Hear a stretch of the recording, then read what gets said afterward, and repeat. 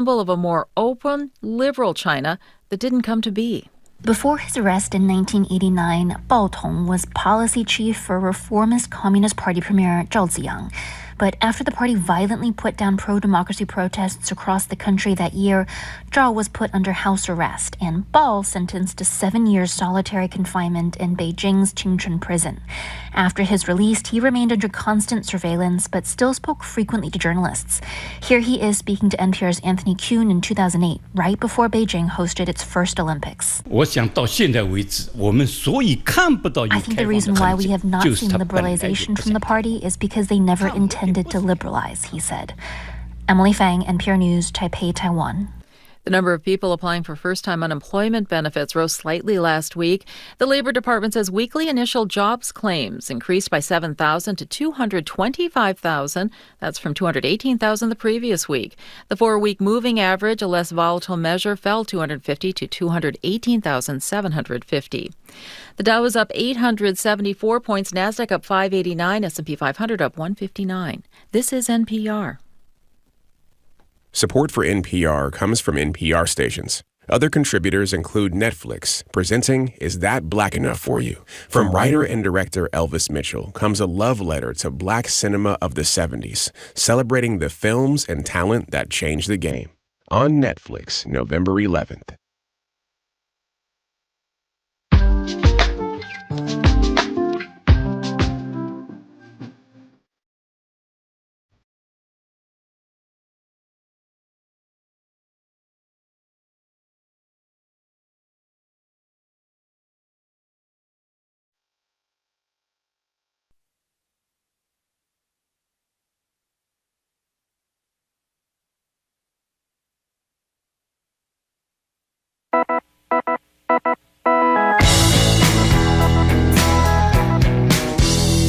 You are listening to Boston Public Radio, live at the Boston Public Library, streaming at youtube.com/GBH News. Jim and Marjorie are out today. They'll be back tomorrow, although in studio, not here at the BPL. I'm Jared Bowen, and I'm here with Sue O'Connell. Great to be reunited. Good to be with you, Jared. We've been busy counting the ballots, so that's why we kind of had a rocky start, but we're here and ready to go. We're down at the Boston Public Library. You know, there's a Sue sandwich. There's not a Jared sandwich, but there will be soon. Well, some days we can't have a spicy Jared. That's all I have to say about that. Well, we're going to start the show again today, as we have many days, with politics, and we're joined on Zoom by Fall River's own E.J. Dionne. E.J. is an opinion columnist for The Washington Post. He's also a government professor at Georgetown University, a visiting professor at Harvard University, a senior fellow in governance studies at the Brookings Institution. E.J., it's great to see you, and we should mention that this is all in advance of seeing you in person tonight at the John F. Kennedy Library. I'm really looking forward to that event. There are a bunch of good people, including my dear Washington Post colleague Dan Baltz.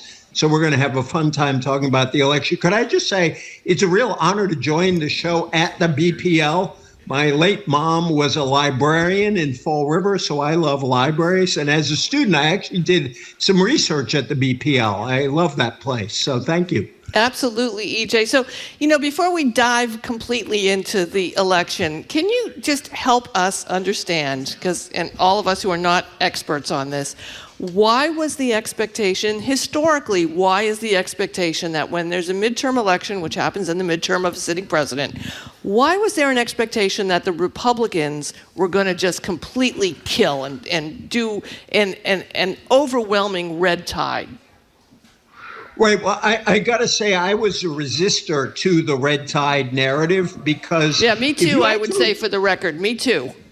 Yeah, if you looked at the polling, the good polling as opposed to the partisan polling, and I think that was part of it. But if you looked at the good polling, it showed us that this was a very close election. We are still a very divided country. And that's exactly what happened. There was no Republican red tide.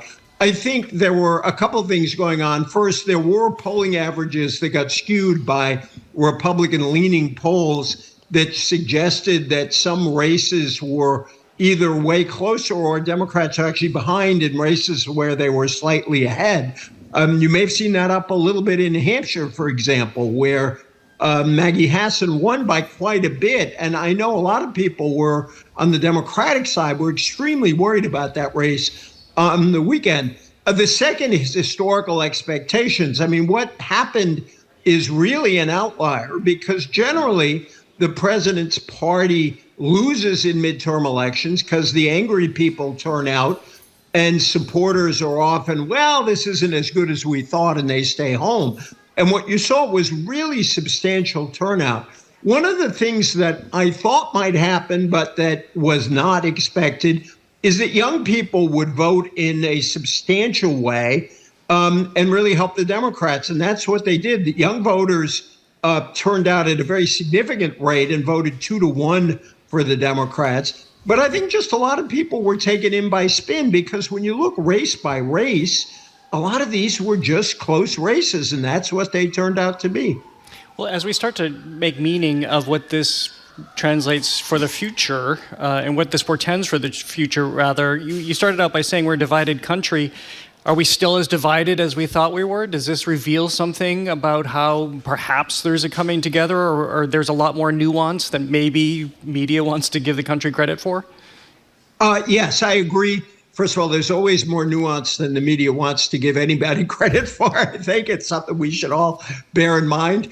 I think that there is quite a bit of unity in being tired of Donald Trump, whether that's the outright opponents who turned out in substantial numbers. And I think that's the other thing people miss, that there was this appeal on democracy, the fear of extremism and the anger at Trump was very strong, and also that the backlash against overturning Roe v. Wade did not go away. And you could see that in the pre-election polling, too, by where women were. But when you looked at the exit polling, 58% of Americans have a negative view of Donald Trump. And I think you're starting to see it just a little bit. You're seeing it, for example, in the Wall Street Journal editorial page this morning, and from some Republicans who are saying, you know, we can't cling forever to Trump and what he wants us to do. And the question will be whether Republicans are willing to risk some of the ire of his voters in the electorate. Let's look at what happened in Massachusetts and in Maryland. These were both states with moderate Republican governors who were quite popular. The party nominated Trumpists in both cases, and they were blown out by Maura Healey in Massachusetts, Wes Moore in Maryland. And I think you saw Trumpist candidates do very badly, so much that Trump was trying to blame his endorsement of Dr. Oz on his wife, although apparently he's out there saying that was a media invention. It's always a media invention when somebody else says it. When he says it, it's the real thing. EJ, you know, someone said to me yesterday, there's a reason why presidents, after they leave office, go away. And they, especially immediately after they go away, and they don't go out and campaign until the very, end of whatever the election season is. And you didn't see Joe Biden out on the trail very much either with his low popularity ratings. You've addressed it a little bit, but, Trump being in the mix so much, and with, both a passionate base, but also a lot of high negatives. I spoke to, I think, a reporter or two in almost every swing state over the past couple of weeks, in New Hampshire most especially. And each reporter said to me that even though there's lots of money being poured in and there's a lot of attention on the race, except for the hardcore primary voters, the big Ds and the big Rs who are voting, there was a lot of I don't want to say apathy, but not a lot of excitement around the races. And they would say it was because of the negativity that was being generated by the ads and by the role of Trump, they said specifically, in the race. Are we looking at a moment where we might be able to say, listen, this two-party system, this primary voting that we do, which knocks out a lot of moderate candidates that most people might vote for, is there any soul-searching happening with that on the Republican and Democratic sides? Just a couple of points. One, I've said for years that that politicians are the only profession that regularly runs advertisements against their own profession. That if we advertise commercial products the way we do politicians and have the attack ads, it would be, don't eat at that fast food joint, they'll poison you, or don't fly on that airline, they crash. That's what political advertising is like. So it is very dispiriting. And I heard a great story that in Nevada, where the unions were working very hard for Senator Cortez Masto, people were so sick of politics and all the negative ads they were seeing, is that the unions would begin by asking people to sign a petition for local rent control in Las Vegas and only back into the campaign because they thought if they were there campaigning in the election, people would shut the doors. I do think that you saw a real backlash against Trump-like candidates. New Hampshire is a great example, not only of Maggie Hassan's victory, but Chris Pappas up there won by a big margin against a former aide to President Trump. A substantial margin. I think it was 20,000 votes in the end. And you saw that in other states as well. What I would like to set up is the idea that we're paying a lot of attention to Ron DeSantis, who really blew it out in Florida, winning by 19 points. And I think there are some anti-DeSantis candidates who represent more a marriage of moderation and progressivism. I'd point to Gretchen Whitmer in Michigan, Josh Shapiro in Pennsylvania. They too won by very big margins in states Donald Trump carried in 2016. I think they are among the people we're going to be paying attention to going forward. And I think that speaks to what you said. Last point, a lot of talk about more states adopting the single transferable vote or instant runoff system that they have in some races in Maine, that they have in Alaska. I think that would open up the system. I'm an advocate of that system. They use it in Cambridge elections. Yep. And I think it's a good system. It actually has a paradoxical effect. It opens things up for third parties that might be to the left or right, or libertarian, but it also gives centrist candidates a shot that they don't have, particularly now in the Republican Party. Jared, there's actually a race in Maine, a congressional race that, if it comes down to the wire, it could be us looking at Georgia for the Senate runoff, and there could be a Maine congressional runoff that theoretically could hold the balance of power because of their runoff But it's system. an instant runoff, so Right. people number the ballot, so you don't have to vote again. If you're first, you can put in who your second choice is, so you can count it right away. I mean, well, right away, fairly quickly. There's no more right away, EJ. Look at Arizona and Nevada.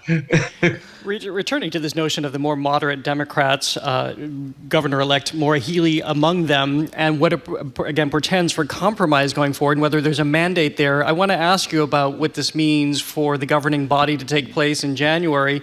But first, let's hear from Governor-elect Maura Healey at her event with Governor Baker yesterday, talking about the broad goals of her administration, where she also thanked voters. I am grateful to the voters of Massachusetts for the opportunity to serve. My message, our message to people is, as I said last night, no matter who you voted for, we're going to be an administration that will work with everyone and that will work hard to work for everyone. People have given us a mandate not just to act, but to deliver results. And we have said for a long time that we will be about a team that is focused on getting results, delivering for people, getting things done. Well, of course, that's here in Massachusetts, where, for the most part, the constituency was very happy with its Republican governor for the last 8 years.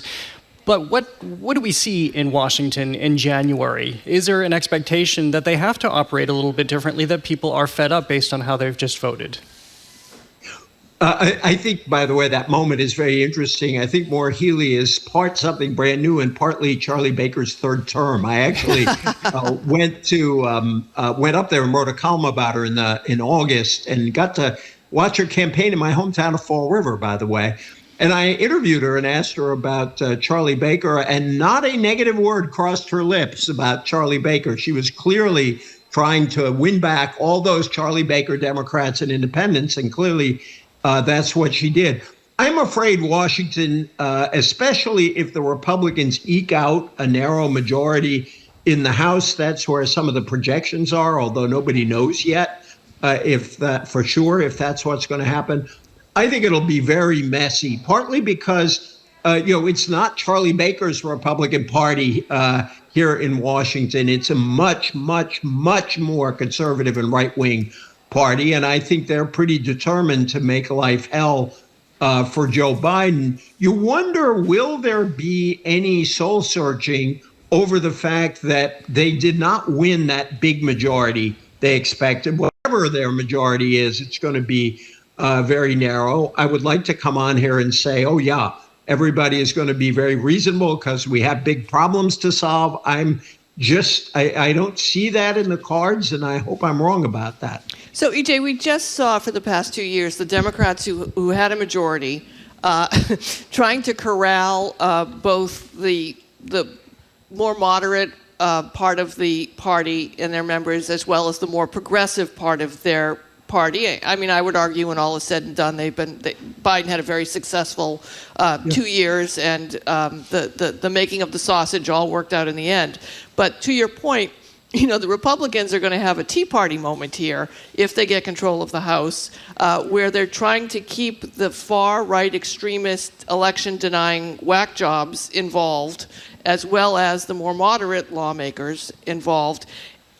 We're probably going to see hearings for Hunter Biden's laptop. We're probably going to see efforts to impeach Joe Biden for some reason. Is this just going to be a setup for the presidential campaign, or do you think they're actually going to try and do some governing?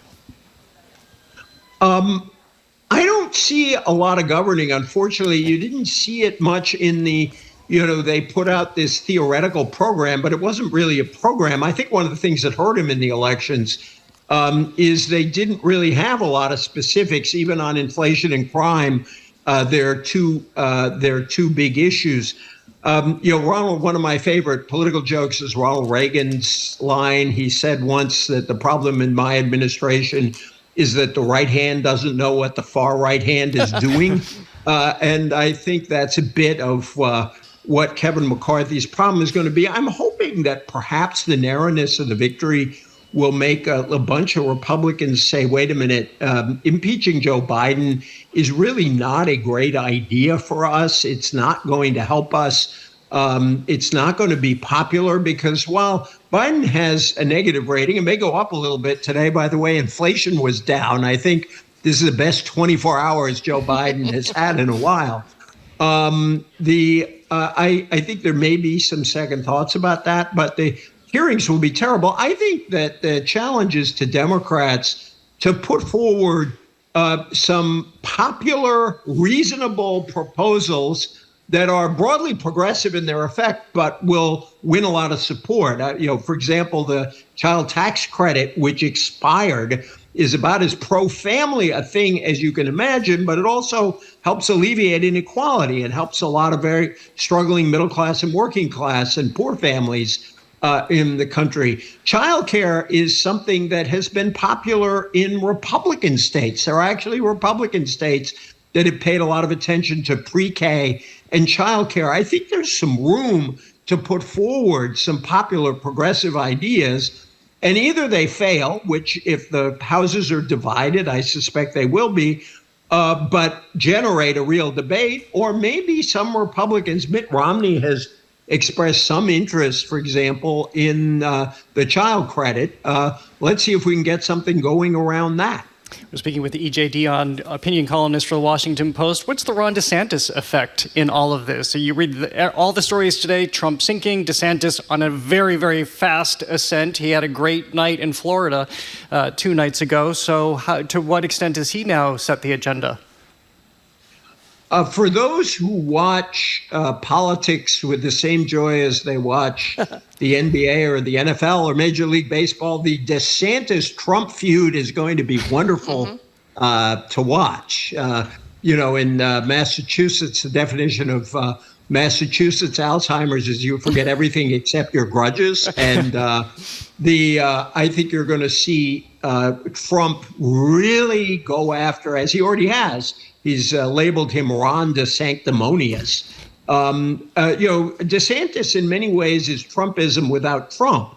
I think that's his advantage, but it may also be his disadvantage because it does leave room for some Republican or two who wants to get in and say, I want to break with Trump because it doesn't work for us anymore. But that means breaking some with his style. And I think the interesting choice DeSantis has to make is, does he still run as this culture warrior trying to rally the Trump supporters, or does he try to be something a little bit different going forward? My hunch is he's very locked in on the culture war.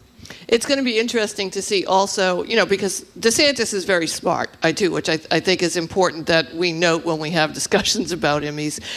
And I'm wondering if his response to Trump is going to be just to ignore him.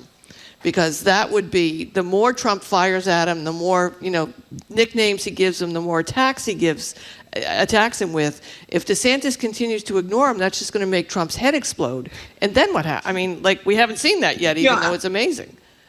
No, I think in the short term, that is the best strategy, and I suspect that's what he'll do.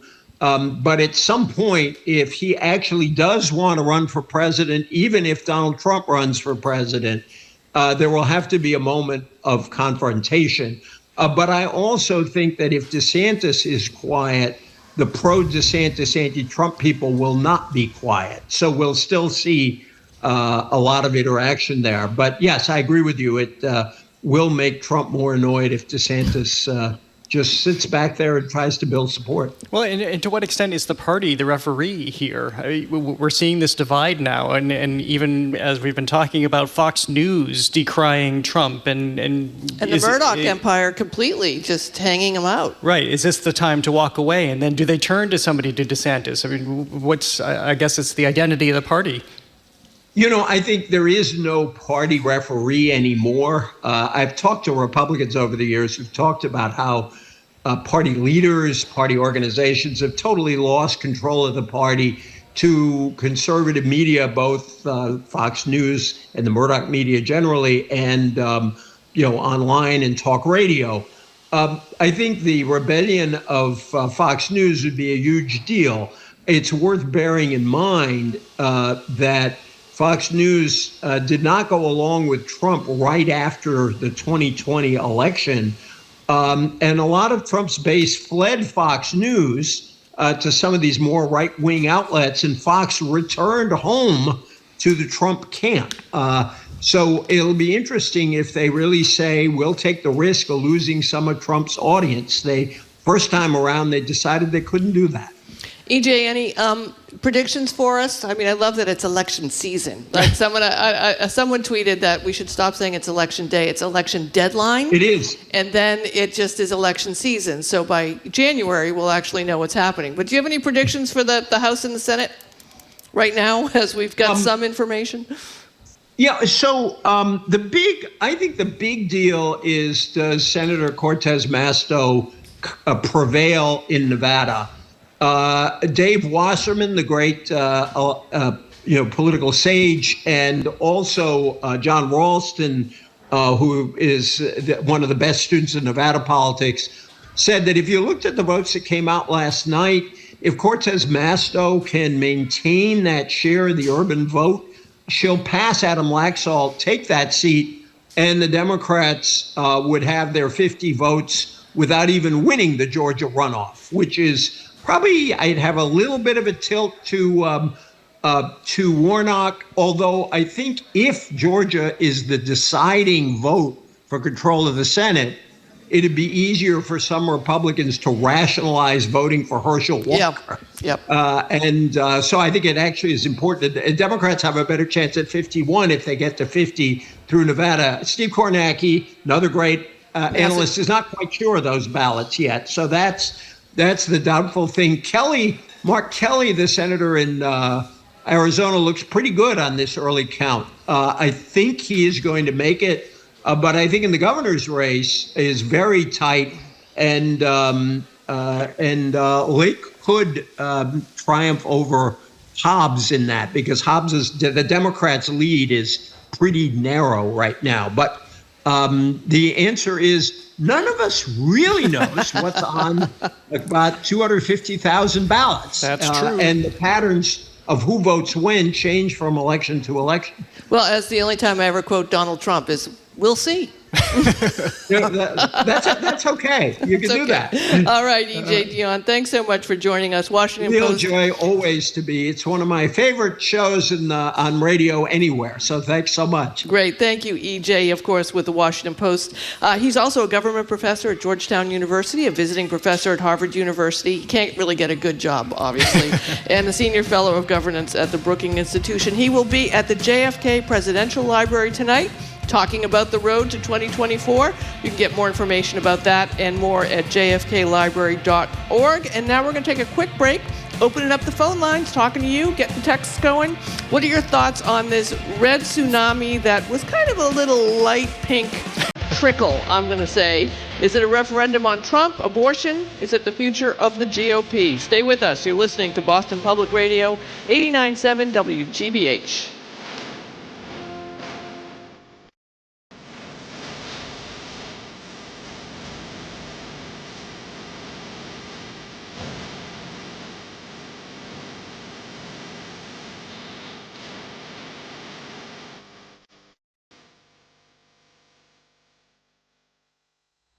I am Tibisay Sea, host of a new podcast in Spanish about healthcare for Latinos. El COVID persistente puede durar meses e incluso años y puede afectarnos con más de 200 síntomas diferentes. Conoce cómo es vivir con el COVID prolongado y descubre qué dicen los científicos que estudian este fenómeno. Listen this Saturday morning at 9:30 on GBH 89.7 o en tu plataforma de podcast favorita. Support for our programs comes from you and Ocean State Job Lot, partnering with customers to help veterans in the Northeast by donating winter coats to those in need. More at oceanstatejoblot.com. That's oceanstatejoblot.com. And the Umbrella Arts Center in Concord, presenting Jonathan Larson's Tony and Pulitzer-winning rock musical Rent, November 11th to December 4th. Tickets and information at theumbrellarts.org.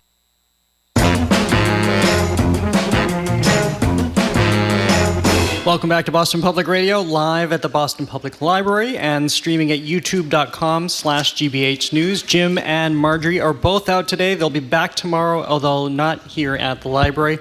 I'm Jared Bowen, in with Sue O'Connell.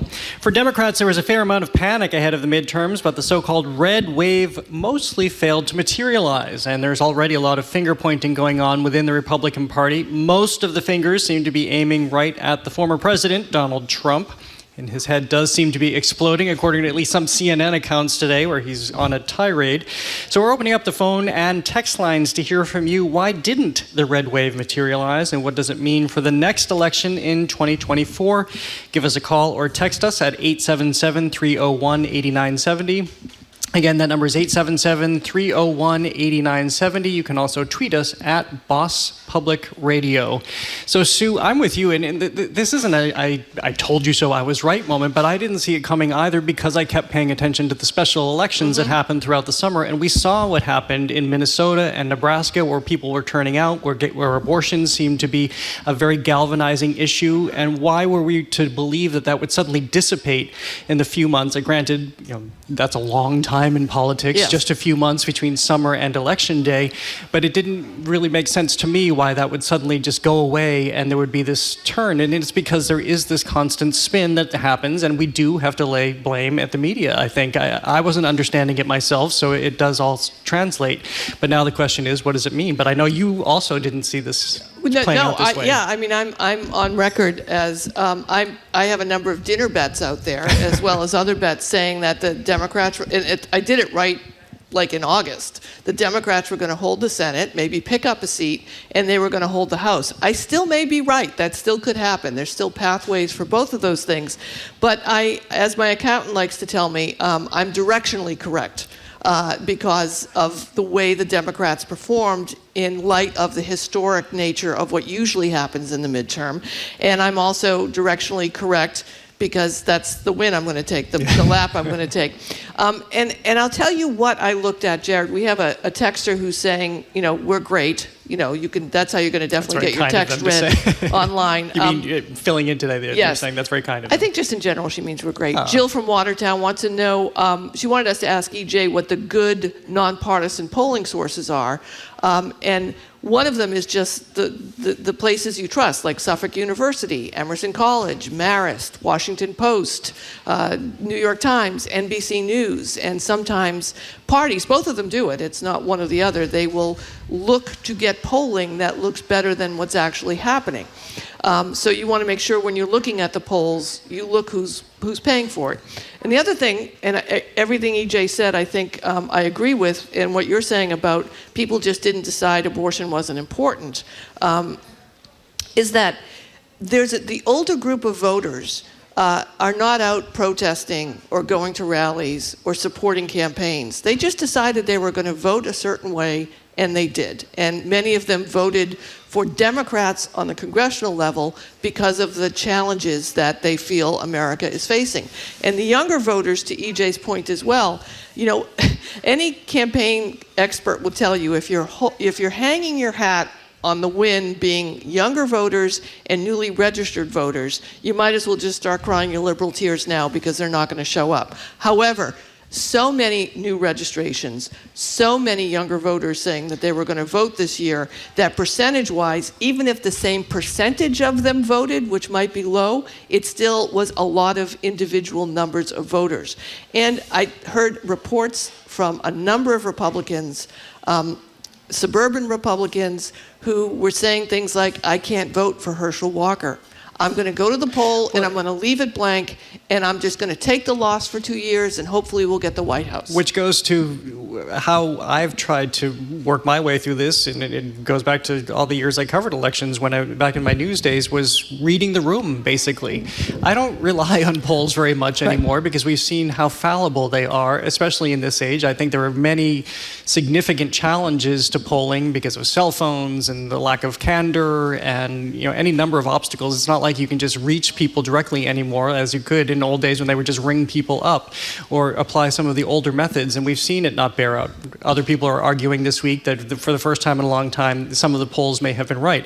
But yeah, it's just a matter of reading the room, and we see what the temperature of the country is right now and seeing some of these rights go away, and they weren't ready to let that happen. We also know that a majority of the country is moderate, and so those people were turning out to vote. It's not the big left and the big right, and super left and super right that get the magnets for media coverage. Yeah, people who are, and I don't want to discount folks who volunteer for campaigns and go to rallies and vote in primaries, but when you get to the general election, those people aren't walking in saying, I'm going to vote all Republican or all Democrat. They're actually mixing up their vote. So they may vote for a Democrat on the federal level, but a governor might be a Republican. That divide is becoming greater, but it still happens. And, to polling, it's just a snapshot of a certain number of voters at a certain time, right? It's not... Who are deciding what they want to tell you, which may not be what they actually Right, feel. and if you talk to folks in New Hampshire, I hope we get some New Hampshire callers, they stopped answering their phone months ago. If they have a landline, and then you've got young voters. They're not going to, you can't get anybody who is a grandparent or a parent of a young adult and you call them and leave a voicemail, you might as well be yelling into the abyss. They are not going to answer the phone. They're not going to listen to your voicemail, and pollsters are going to have to figure out a better way to reach them. All right, let's go to the calls. And again, our number is 877-301-8970, 877-301-8970. Let's start with Dan in the car. Hi, Dan. Hi. You stole my thunder, Jared. Sorry. I think polls now, no apology necessary. I think in this day and age, the one thing we've learned in the last 3 elections is polling is useless, at least as it's currently done. It's wildly badly predicted the last 3 elections. I think it's useful when there's a big difference. Like we knew in Massachusetts what was going to happen, right? That was the results of the elections almost came out exactly as the pollsters called them. But I think when they're tight races, I would agree with you, Dan. And they're all tight now, except in Massachusetts. I think that political science is going to have to change because it's been very heavily dependent on polling the last bit. Yeah, I agree. Dan, thank you for the call, and I think media is going to have to change too, frankly. Well, do we need polling? Exactly. I mean, that's really the question. Do we need polling? Does anybody who's not strongly one of the majority of unaffiliated voters in Massachusetts, do you look at a poll before you go to vote, or who are you going to decide to vote for? I mean, who are the polls for is the question that I always have. And look at how they use them. Right. The GOP was definitely trying to use them, and it didn't bear out. Let's, Denise in Marlborough on the texting machine says, the red trickle was a result of people tired of Trump, abortion, and to some extent being tired of poor quality candidates. We all want politicians who want to get work done, not just point fingers at the opposing party for being bad or evil. You can text us at 877, you can tweet us at boss-public radio. It's a lot of what EJ, I think, just said, EJ Dion. There's just an immense fatigue here, and now we see with that how that's bearing out. But fatigue is just going to continue for the next couple of months as we head through election season, as you just called it. All right, next let's go to Carolyn calling from Worcester. Hi, Carolyn.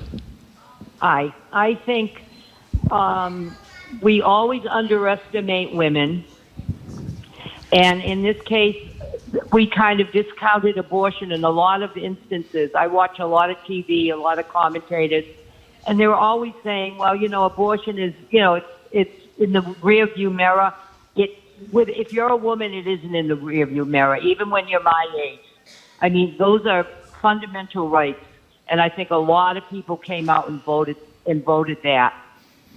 At the same time, though, Carolyn, we're seeing some early numbers that are showing that more white women continue to vote Republican, and you can extrapolate that the Republican effort to decrease access to abortion services is part of it.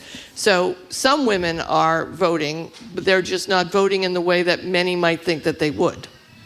We've also seen a lot of men, I think, over the last few months realize the implications of a lack of abortion rights, and it's changed the dynamics in their own families and their own lives. All right, we're going to take a quick break, and we will come back in just a moment. Yeah, we're looking for your thoughts on the red wave that did not wash ashore and what it means for the future of Trump and the Republicans.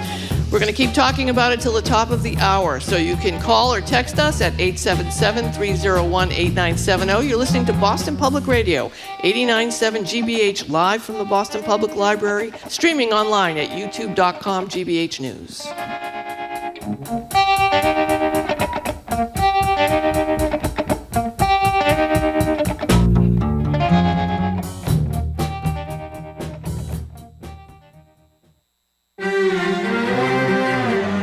I'm Marco Werman. The capture of Mariupol, Ukraine, ended with a siege at a steel plant.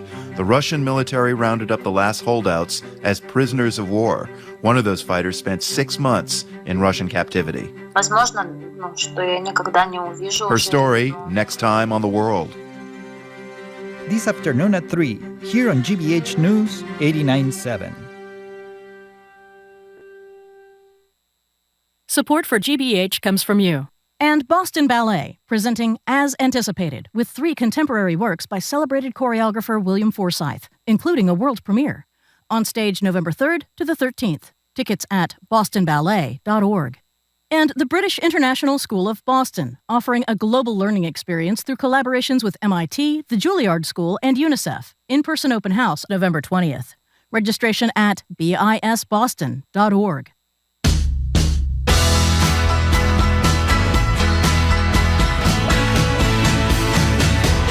Welcome back to Boston Public Radio, live at the Boston Public Library, streaming at youtube.com/GBH News. Jim and Marjorie, as you may have figured out, are out today.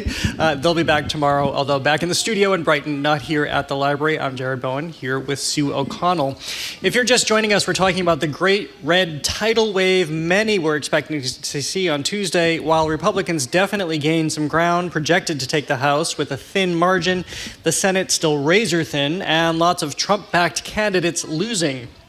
In other words, the showing was a lot milder than Democrats feared it might be. Is this, the referendum on Trumpism in America, a sign that his party is finally ready to move on? Call us or text us at 877-301-8970. Again, that number is 877-301-8970. Sue, I was also thinking about this over the last couple of days, the impact of the congressional hearings from this summer. I think we all went into this wondering if they would have an impact, if people were so entrenched on every side in their beliefs already that they couldn't possibly be swayed. And I think, I haven't seen a lot of conversation about this, but I suspect that this had a lot to do with the election results too, as they wore on, I should say wore on, I think we were all a little fatigued by it. I mean, as they continued and played out like some Hollywood series and got more and more dramatic, and were very much a sucker punch in so many instances when we really saw the horror of that day unfold. I think a lot of people were persuaded. Yeah, it's really hard to be a moderate, rational Republican and having looked at those hearings and said that, yes, we need more Trump, right? I mean, it really is difficult. And again, we often hear from the passionate people. We don't hear from the moderates who are going about their lives, dropping their kids off at school, going to work. They're not like riveted by the hearings. But and again, it was a one-sided kind of prosecutorial event. There wasn't a defense, but the sheer mountain of evidence that was presented, even if 10% of it is correct, it's pretty a strong indictment. And I think that, as EJ has said, the Republicans are caught between, can we let go of this percentage of Republicans who will vote for us in the primary if we do if we follow Trump's path, to gain the larger opportunity to get moderate people who may not be affiliated as Democrats or Republicans to vote for us. I mean, that's the trick. All right, let's go back to our callers and start with Mike in the car. Hi, Mike. Hi, thanks for taking the call. First of all, I was very, very surprised, but also very happy by the results. But the 2 points I wanted to ask you about, one is EJ Dion addressed this briefly, that Fox came back to Trump after January 6th, but I wanted to see what you thought about it, because I feel Republicans in general went back to Trump after January 6th, after a few weeks or months. Kevin McCarthy was originally backing away. Well, now he's back at it with a strong supporter. So I just don't want to overread that. I think Trump's still very much in play, and I wonder what you think. And the second thing I just wanted to comment on is, I'm in Rhode Island. I kind of held my nose and voted for the Democratic governor, McKee, although I'm not comfortable at all with what I see as his cronyism. But I didn't want to vote for the Republican because I didn't want to even give the slightest bit of an opening to Trumpism or a Trump host, so to speak. So I think that's impacting moderates left. Oh, Mike, we're losing you in the car, but I think we got your points. Yeah, I mean, the thing about Trump, he's like a Halloween movie, right? You think it's down, and then suddenly you put all of your weapons down, and it rears up from the kitchen and comes coming after you again, right? And how many times have we said, oh, this is it. That's it for Trump. It's all over, and he's been abandoned by Mitch McConnell, Kevin McCarthy. The only person who has gone forward with a true break is the Cheneys, right? So, yeah, I agree. We don't know that it's over yet, but each time the Republican conservative establishment moves against him, I think it pushes him further back and back and back. And if DeSantis continues to rise, then there's less reason to support Trump. Well, he's got all the headlines he wants right now. As we know, he was going to plan to announce his run for the presidency next week. Yeah, he shined up the plane. The plane is all ready to go. The plane is ready to go, and a lot of people were hearing, there were reports saying, no, don't do it now. They definitely didn't want him to do it before the election for fear of what just happened, actually. And yeah, I do not think by any means that we can say that the party has decided to fully move on. But it will be very interesting, as E.J. Dion said, if you like soap operas, it's going to be fascinating to watch the two headliners, DeSantis and Trump, battle back and forth, because DeSantis essentially is running a campaign now. And to Mike's point, too, about holding your nose and voting for someone, we tend to hope that the people we're voting for and the candidates mirror and reflect our values 100%. You know, I'm kind of a 60%er. If I'm voting for someone, I hope that, you know, there are some key issues I care about, but then I hope that they are directionally 60% along with me, and I just, you know, take my lumps and vote for them. So we have Paul from Braintree writing, understand there's a lot of ketchup on the walls at Mar-a-Lago right now. Let's go back to our calls. And Roger, you asked for this, Sue. We have Roger calling from New Hampshire. Hey, guys. Thanks for taking my call. Hey, Roger, I want to ask you quickly, Roger, did you stop answering your landline at some point because of all the pollsters calling you? Well, I got rid of my landline, and my cell phone just shows me spam. But I did answer a few polls from St. A's College, etc. There you go. Yeah. So this is a great program. This is the first time in probably 2 decades that I have not split my ticket. Mm-hmm. And for a variety of reasons, you know, I have voted for down ballot for a couple of Republicans, but this year I just saw the writing on the wall. Their caucus up in Concord is not going in the direction I want to see my state going in many ways. As for the top of the ticket, or at least the congressional race, I want to make sure and make note that the Democratic Senatorial Campaign Committee made a bet and spent money on behalf of Bulldog during the primary, thinking that a very right-wing candidate would have less of a chance winning against, and would have less of a chance beating Maggie Hassan than a more moderate Republican. And I wanted to know, is that an indictment of electioneering moving forward? What do you think of that bet? Did it work in other states? Excellent points, Roger. Thanks for that call. You know, what I love about New Hampshire voters, besides the fact that they are high information voters, right? And if you can stop anybody on the street in New Hampshire and ask them any question about what's going on, they will have an answer for you, which I absolutely adore. It's why the First in the Nation primary is so successful there, because the candidates know it's not just enough to have somebody come through your town. They want to meet and have a conversation with you. And they also makes it very hard to predict what's going to happen in tight elections, right? Because the Republicans aren't always going to vote as, like he said, sometimes they split the ticket quite often.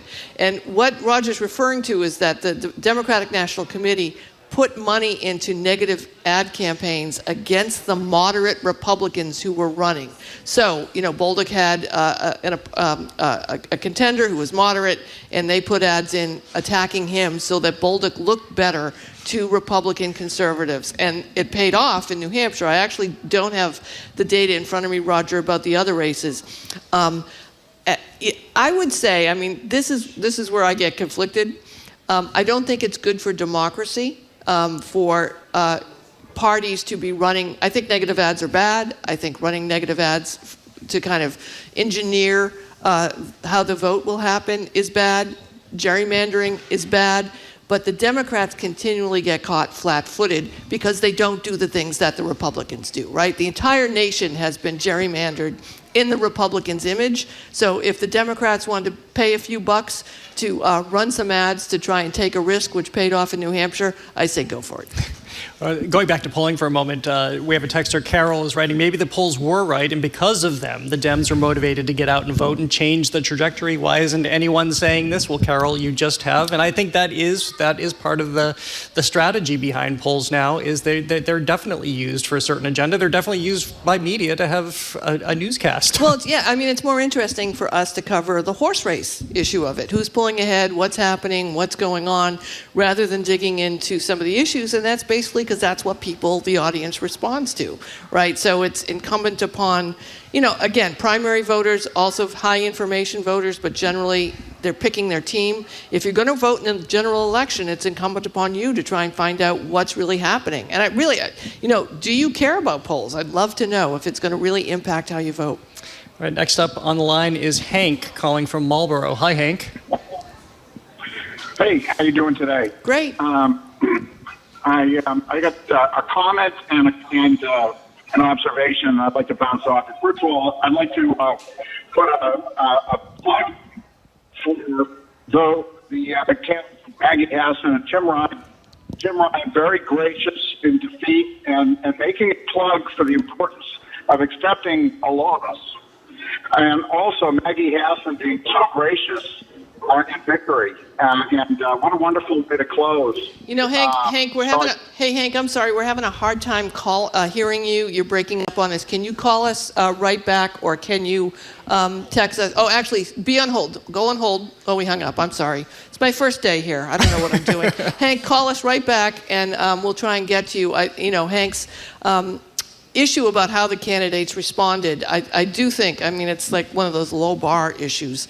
A number of candidates accepted the results when they lost. Right. Didn't immediately, some didn't, but the majority of candidates who lost, who you thought might have challenged the election, went right into let's move on, let's help the person govern. Jeff Deal, his campaign manager came out early and was upset that AP, Associated Press, had called the race at 8:02. I had bet people it would be called at 8:01, but I'm still collecting on that debt too. You were wrong.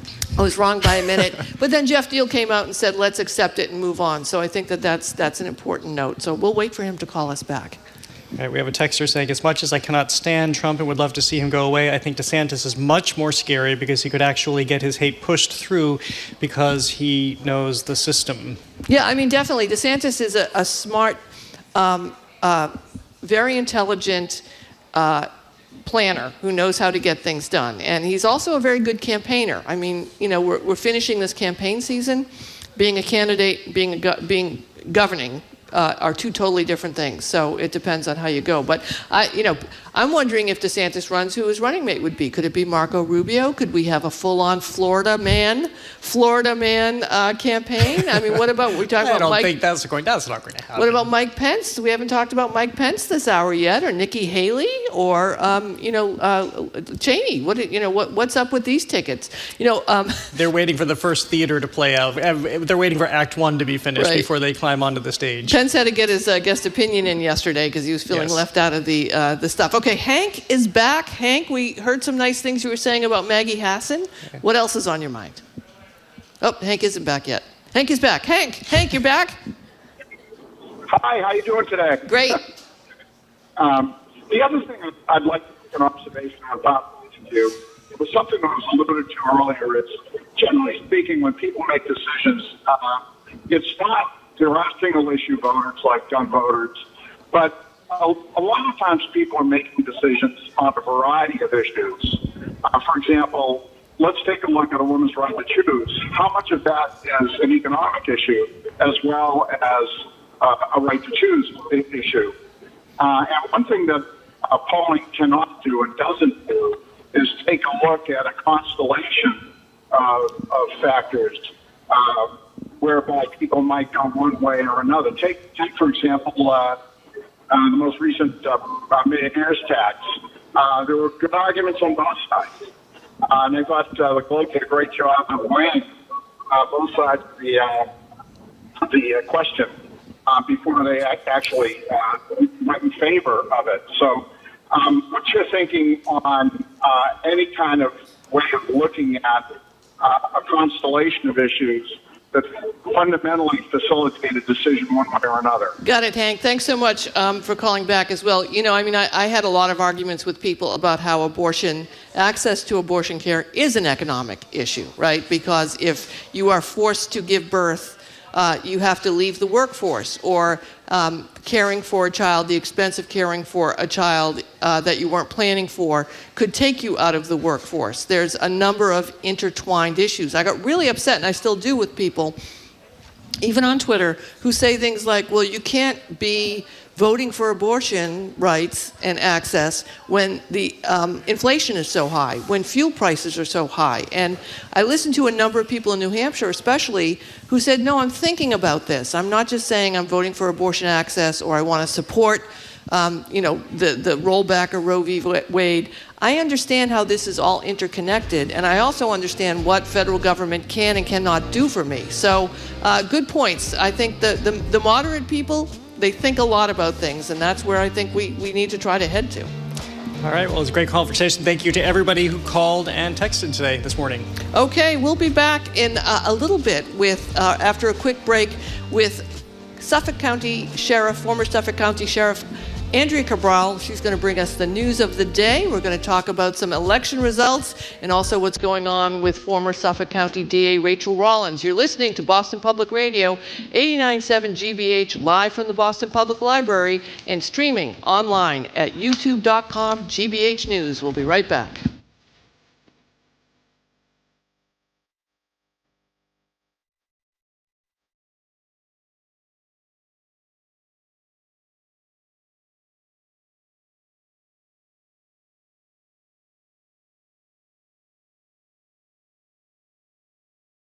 You're listening to Boston Public Radio with Jim Browdy and Marjorie Egan. Just ahead, more smart conversation about what's going on in our community. That's right after an NPR news break, here on GBH News 89.7. Funding for our programs comes from you and the Office of the Massachusetts State Treasurer. The Unclaimed Property Division is holding unclaimed funds for the citizens and businesses of the Commonwealth. You can see if you have unclaimed money at findmassmoney.com. Examine the connections of drug abuse, systemic racism, and the escalation of women's incarceration in the United States in a new documentary, Breaking Good: Women and the War on Drugs. Tonight at 10 on GBH2. Trusted, local news. This is 89.7 WGBH, WGBH HD1 Boston, online at gbhnews.org. Boston's local NPR. I'm Jared Bowen in for Marjorie Egan. Ahead on Boston Public Radio, live from the BPL, Comics Come Home. The longest-running comedy fundraiser in the country is back for its 26th annual benefit this Sunday. Comedian Lenny Clark is performing, and he'll join us here at the library. And tech writer Andy Anutco reviews all the latest drama and all things Twitter with Elon Musk. I'm Sue O'Connell in for Jim Browdy. It's not Friday, but BPR, we're right here at the library. So we're going to bring you some live music today. The New England Conservatory is hosting a free 6-day festival celebrating 50 years of their contemporary music department. We'll hear from Hank Isnetsky and Eden McAdam-Somer. They're going to treat us to a song or two. And then we'll open the lines and hear about the family traditions that you grew up with and absolutely hated. That's ahead on Boston Public Radio, 89.7 GBH.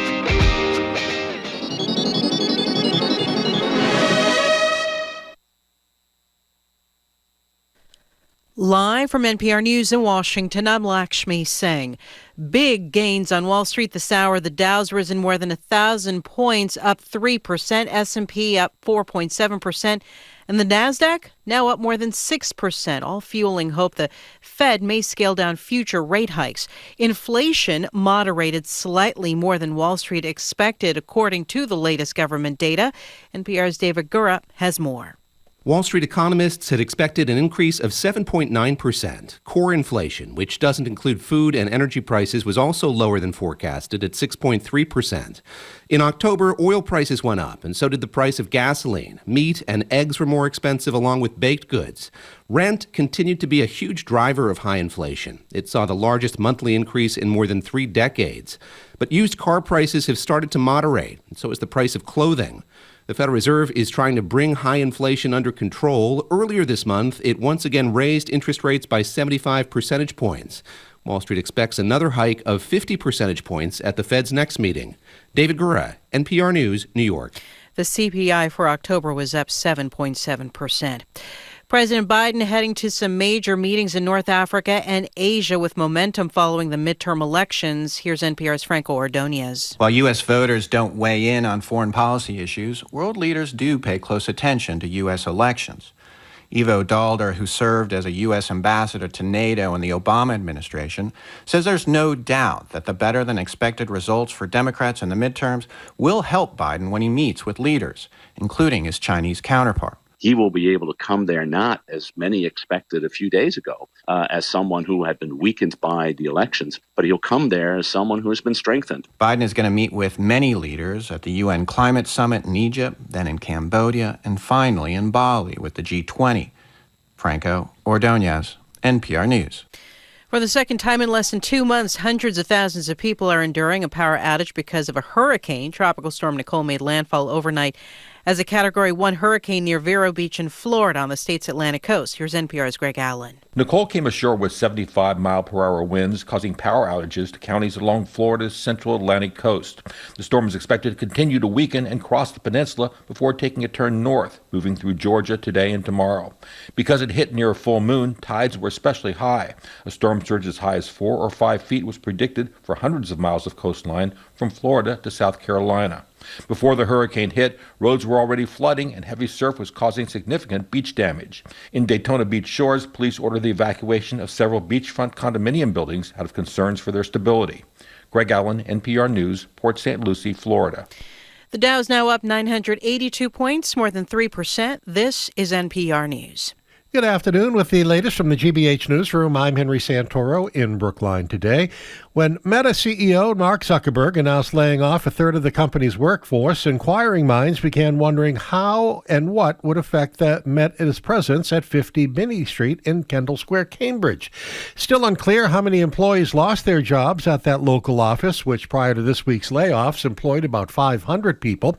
A spokesperson for the company says that the people working there were mostly engineers and technologists. Meta also has an office at 1 Broadway in Cambridge. No word yet on any layoffs there as well. There's been another deadly shooting in broad daylight in Boston. Happened near Harvard and Paxton Streets in Mattapan yesterday afternoon. Victim was in his 30s. His name has not yet been released. Suffolk County District Attorney Kevin Hayden is asking anyone with information about the shooting to come forward as police continue to look for suspects. We need community support, and we've gotten community support. We're thankful for the members of the community that step forward and provide the information. We always need that in these investigations. We can't do this alone. The shooting comes 3 days after a spate of violence in the city that left 6 people shot. One of them was killed. In sports, the Bruins host Calgary at the Garden tonight. The Bees have won 8 of their last 10 games. Go Bees. Thursday night football, Falcons are at the Panthers. And we are in for another sunny and beautiful fall day today. Mid-60s, clouds and upper 40s overnight. And then rain from Nicole arrives tomorrow, Veterans Day, and hangs around into Saturday. This is GBH News. Support for NPR comes from NPR stations. Other contributors include the Wallace Foundation, working to develop and share practices that can improve learning and enrichment for young people and the vitality of the arts for everyone. Ideas and information at wallacefoundation.org.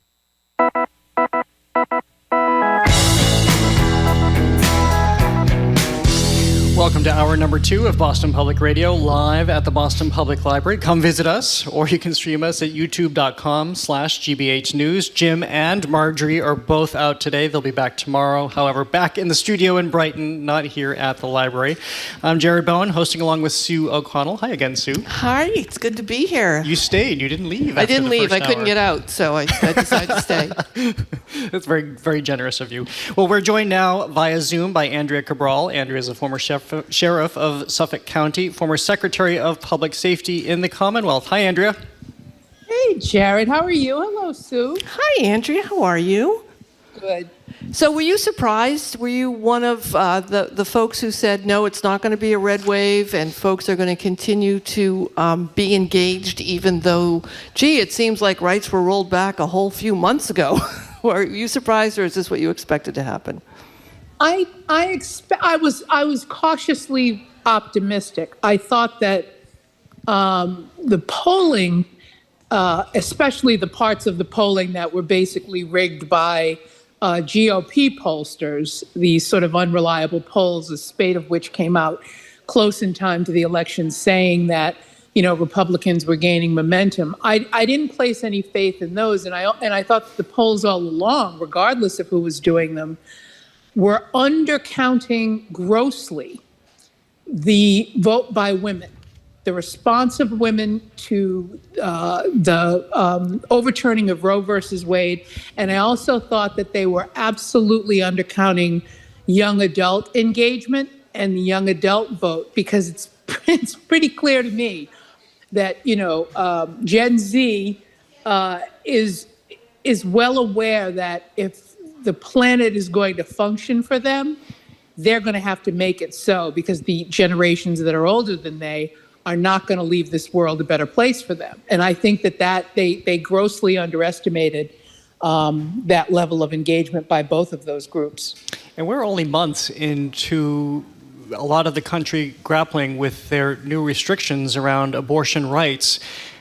We saw what happened in Kansas. We've now seen this week what happened in Kentucky, where they preserved those rights. But since this is still being meted out, how central is the issue of abortion going forward and dictating where this country is headed? Oh, I think it's critical. I absolutely think that it is critical. I think that, people who believed that Roe would always be considered settled law, that a certain amount of complacency arose around that I remember when we were campaigning for Hillary Clinton and saying, as we're door knocking and saying to people on the phones, this is about the Supreme Court. We would get a response, and often it would be from even younger women, that, that's not really an issue. That's not really a basis on which I should be making my decision to vote. And, we would be saying, well, we're a little older than you, and history tells us that nothing is set in stone, and did actually come to pass. So I think it was a major wake-up call for people. But I also think that along with the abortion issue, and the right of, it's, we call it the abortion issue because that's the way it's framed by the other side, but it's really a right of reproductive access and medical care and freedom over, to control one's own body without having government interference in that. Along with that, we should never forget when we talk about the groups that sort of make it happen, that, non-white voters are voting in record numbers because they can see and have been able to see for, the last 5 or 10 years, exactly where this country is headed in terms of the stripping away of rights and the spikes in hate crimes. So it's really a combination of groups that sort of made this happen, but we need to keep an eye on what all of that means in terms of where the voters who aren't voting that way are going and what they're doing with their time and their political power. Andrew, I want to switch gears a little bit and talk about the election day conspiracies. I think the Washington Post reported how many election deniers, all of them Republican, were on the ballot across the country, both on the state level and on the congressional and governor's level.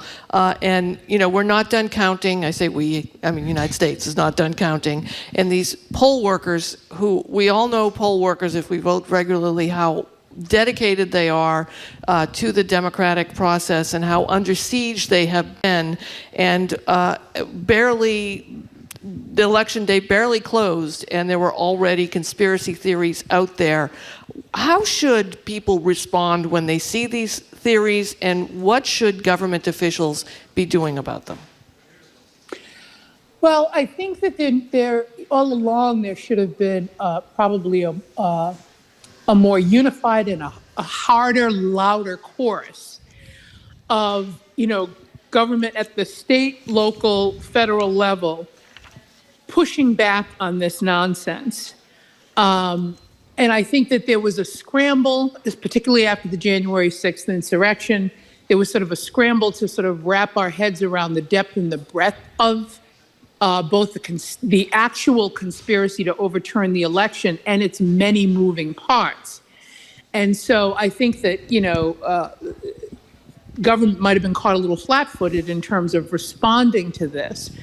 But I also think that social media is one of the things that amplifies these conspiracy theories, and conspiracists have been very effective in, getting that information out there. That's why they say, lie travels halfway around the world before the truth gets its pants on. And so, Andrew, sorry to interrupt, but do you see that there was a course correction with this last election cycle? I think a lot of people were surprised that there weren't more of these headlines. It's not to say that it didn't exist whatsoever, people claiming that elections were rigged or there were problems with election machines. We did see that in Arizona, but it wasn't a thunderous account. Right, and I think, first of all, there have always been issues on election day with voting machines. It's not like this is a new thing. What's new is sort of saying that is a part of a conspiracy to make the election unreliable. And I do think that the message did come together close in time to Election Day, and it did permeate because a lot of the polls did talk about people believing that the threat to democracy was real. And I think the January 6th hearings helped that immensely. I think people were really jarred awake as to exactly how serious this attempt to overthrow the election was. So, 14 of these sort of Trump handpicked candidates lost, which is very, very significant. That's not to say that he weighed in on all of the local, MAGA sort of conspiracy theorists who are running at the local level for Secretary of State positions, Board of Election positions. Those might not have been necessarily among his handpicked candidates. But I think that I am hopeful that it is a trend away from this absolute insanity because it is a lethal threat to democracy. As someone who's, my mom worked polls back in Revere, there's always a problem. It doesn't mean that there's a major conspiracy happening. I mean, I saw someone on Twitter was joking about how in Pennsylvania they ran out of paper ballots, and that's the home of Dunder Mifflin from The Office, right? The major paper company sitcom. You think that would be, handled, but it's okay. It worked out all right. That was so long ago now. So we're talking to Andrea Cabral. Big shift with the seat of Sheriff Thomas Hodgson, who after decades, as 25 years as sheriff of Bristol County, he's out, and the mayor of Attleboro, Paul Heroux, is in. What's the significance of this, and did you expect to see that he would be voted out of office? I did, in part because the sheriffs hold office for 6 years. And when they are on the ballot, they're down ballot races. It's easy to forget that. I think the sheriff, I remember a couple of elections where I think the sheriff's race was either the second to last or literally the last thing on the ballot. And when you have a lot of ballot questions, that can also be challenging for people to get, all the way through it. And I think there are some built-in benefits to an incumbent with a term of office that's that long and a race that's as down ballot as the sheriff is. Let me just jump in here and point out for people, I'm just assuming people may know who he is, but he was very tight with President Trump, known for chain gangs and taking a very, very strict approach to incarceration. So let me just give the context and a number there. of lawsuits, a number of lawsuits regarding how he treated folks who were in his care. Well, yeah, a very regressive approach to corrections at a time when sheriffs were moving toward embracing programming and reentry and lowering recidivism, spending resources, even sending deputy sheriffs to the border in southern states to work with ICE as though immigration was a big problem. There were several sheriffs, I was one of them, that at some point housed ICE detainees, but there were lots and lots of complaints about the treatment of inmates and pretrial detainees generally and the treatment of ICE detainees in his jails. There were a number of, suffice to say, there were a number of problems, but he continued to be reelected, and that, it's whatever voters turn out, you have to respect the will of the voters. Paul Heroux, I think, was a different kind of challenger because he was well known. He was the mayor of Attleboro. He had resources. He had built a reputation. I don't know that any of the people, I think there was a state rep or two that had run against Hodgson in the past, and I think there were a few times he was, obviously unopposed. But Paul Heroux had different kinds of resources to bring to bear to this race, and he wasn't an unknown quantity in Bristol County. And I think he ran a very effective campaign. And, in an election year or midterm year where the turnout was pretty significant, that was going to benefit the Democratic challenger. It's also, I think, worth saying, Andrea, that it's hard to get voters to care about folks who are incarcerated. I wish we were better at that as a society. So, part of all the issues that you have pointed out rightly regarding his reelection, Hodgson's reelection, it also is there a passion to make the changes in reform that were not happening around his job and the folks in his care. That's an excellent point, and it's very true. We used to say all the time that inmates and detainees, pretrial detainees, don't have they're not a constituency for anyone. So it's not like there's ever sort of a community-based pushback against what happens there. As far as most people are concerned, if you're convicted of a crime, then you must have done something wrong, and you get whatever is coming to you. And so it does make it a lot easier to fly under that radar in terms of the way people are treated in your institution. So, Andrea Cabral, let's ask about U.S. Attorney Rachel Rollins, who it's being reported now, the AP has reported that she's under investigation for ethics violations, essentially, on a couple of different fronts. One, that she, as U.S. Attorney, attended a Democratic National Committee event in Andover this summer, which was built around a meet and greet with First Lady Jill Biden. They're also investigating to what extent she has used her personal cell phone for official business, and apparently they're also looking at a trip that she took to California in June that was built around CAA, which is actually the big Hollywood agency that represents movie stars and singers and whatnot. What are we to make of this? No details have been confirmed because the Department of Justice doesn't confirm those details, but we're learning about this now. Right, and I think, clearly, obviously the details of the investigation, like the details of nearly every federal investigation, were leaked to the AP, and they went with the story, as is usually the case.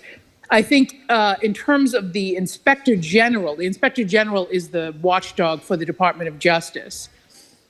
The Inspector General's investigation was essentially confirmed by the U.S. Attorney's Office because they issued a statement that said that they were fully cooperating with the investigation. So we can be certain that there is, in fact, an investigation ongoing because that's been confirmed. And so what you have here is, in terms of the attending the campaign event with Dr. Jill Biden, that is a potential violation of the Hatch Act, which prohibits campaign activity prohibits federal officials in their official capacity from participating in campaign or political activities.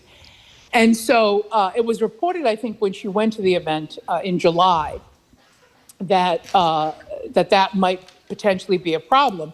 And also, the fact that Merrick Garland came out in August with a reminder to everyone in the DOJ about not participating in activities, which sort of indicates to me that there may have been other incidences, the U.S. Attorney's offices in other places. That sort of also highlighted it. And what all of this means is, the DOJ investigation, along with the Office of Special Counsel looking into what's in the story says, the use of a private cell phone for official business, and the California trip, is you have to be above reproach when you're in an office like the U.S. Attorney's Office, and you have to be really, really careful all the time. And there's never a time when you cannot be unvigilant about what someone could potentially report to an ethics commission, report to a watchdog, or something like that, because that will happen. And it will often happen inside of your own office. I mean, the one thing people should not forget is the DOJ as an it can't be stated strongly enough that the DOJ is an institution. The attorneys who work there cannot be fired by the U.S. attorney. Unlike in the DA's office, they're all at-will employees and people come and go. The U.S. attorney can pick their bureau chiefs and their division chiefs, but they cannot fire rank and file. That has to be done by the DOJ for a cause, and that's to create this institutionalism where people are focused on doing the job. So if someone sees you doing something anywhere in that organization that they think isn't great, they can report you. And in Rachel's, Rachel Rollins' case in particular, Tom Cotton had already made her a target during her confirmation. And so she would have known that the GOP was basically looking to, identify or create issues for her. So you really do have to be very, very, very careful all the time with all of this kind of stuff. Andrew, I just want to ask you a sort of personal experience question, because your voice echoes in my head at least every other day when I'm about to text something. You poor thing. I'm about to text somebody something, and I hear your voice say, "Don't text something you wouldn't want read in open court." And I say, "Call me." And I have two phones. I have a work phone. I have a personal phone. I've got a number. I've got a work computer. I've got a personal computer. And I'm a mess. I'm just emailing everybody from the wrong phone and texting the wrong things.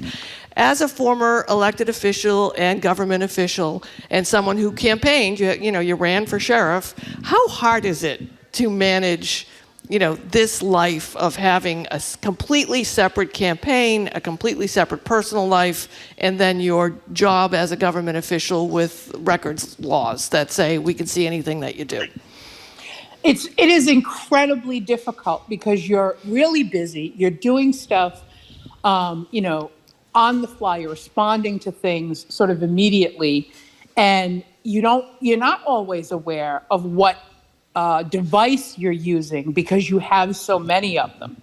It is particularly difficult for elected officials, which is not necessarily the case with the U.S. attorney, but elected officials, because you do have a whole separate campaign apparatus.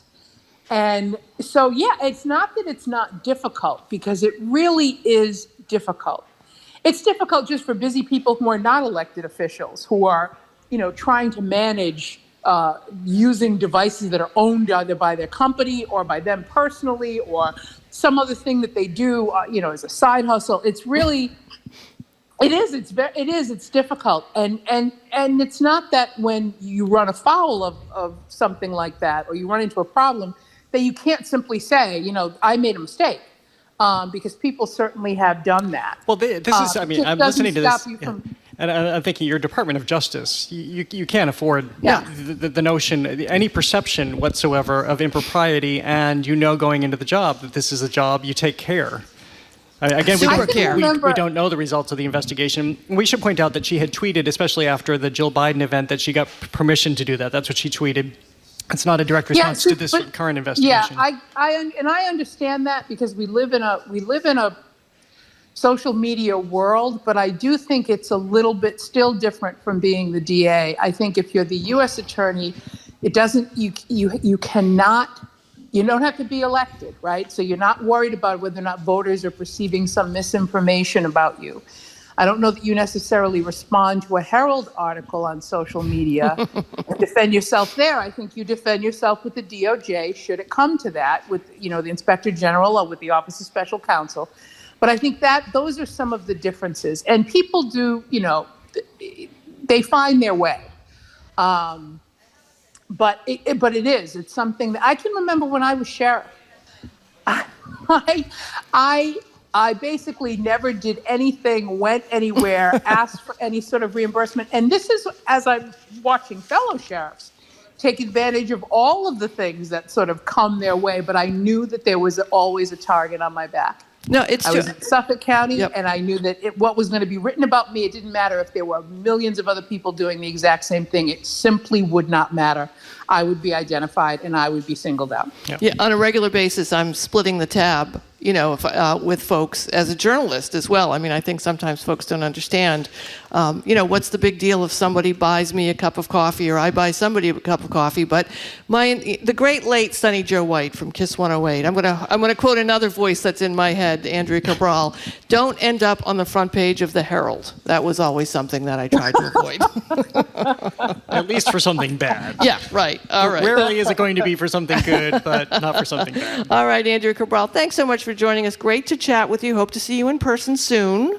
Excellent to chat with you both. I hope you're both well. Thank you. Andrea, of course, is the former sheriff of Suffolk County and the former Secretary of Public Safety in the Commonwealth. We're going to take a quick break. The FCC is attempting to rein in the amount of space junk floating in the atmosphere with a new space bureau. And oh my gosh, we're 2 weeks into the reign of Elon. I'm calling it, I'll tell you what I'm calling it later. He's taken over Twitter, and the dust is still up in the air, but not in space, although it might be. We'll find out. We're talking about that and the latest with our tech guru, Andy Anutco. You're listening to Boston Public Radio 89.7 GBH.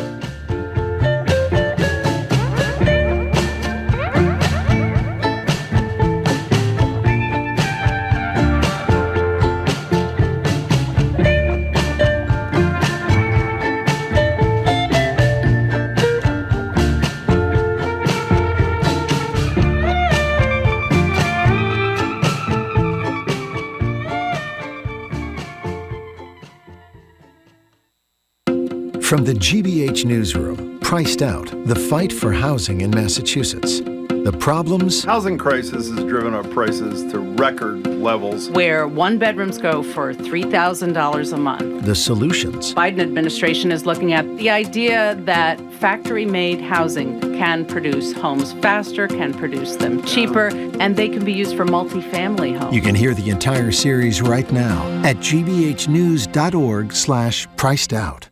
Our programs are made possible thanks to you and Ocean State Job Lot, partnering with customers to help veterans in the Northeast by donating winter coats to those in need. More at oceanstatejoblot.com. That's oceanstatejoblot.com. And Heights Crossing, an assisted living community offering residents experiences aimed at promoting independence, inspiring curiosity, and encouraging connection with others.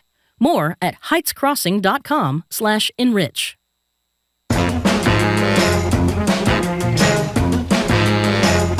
Welcome back to Boston Public Radio, live at the Boston Public Library, streaming at youtube.com/GBH News. Jim and Marjorie are out. They'll be back tomorrow, though, although they'll be at our studio in Brighton and not here at the Boston Public Library. We're joined now in person by Andy Anutco. He's a tech writer and blogger. You can follow him on Twitter at Anutco. I can't even say it anymore. I know. What kind of the words turn to brass in your mouth, don't they? It's what it does to us. Hi, Andy. So you're also here to push my buttons. We won't do this We'll get right that away. next. That's a tease. But yeah, I have a feeling you and I are going to get into it again. But I guess we'll start with Twitter, right, Sue? Yeah, Andy, look at. We're not going to talk about the deal, the Elon Musk, let me buy something at the highest price possible, possibly ruining all of my other companies and wasting some money while the rest of the category is closing down a bit. We're not going to talk about that. Why is Elon Musk ruining my Twitter? Okay, and how is Elon Musk ruining my Twitter? It's been 2 weeks, and every day, I'm very passionate about this, as you can tell.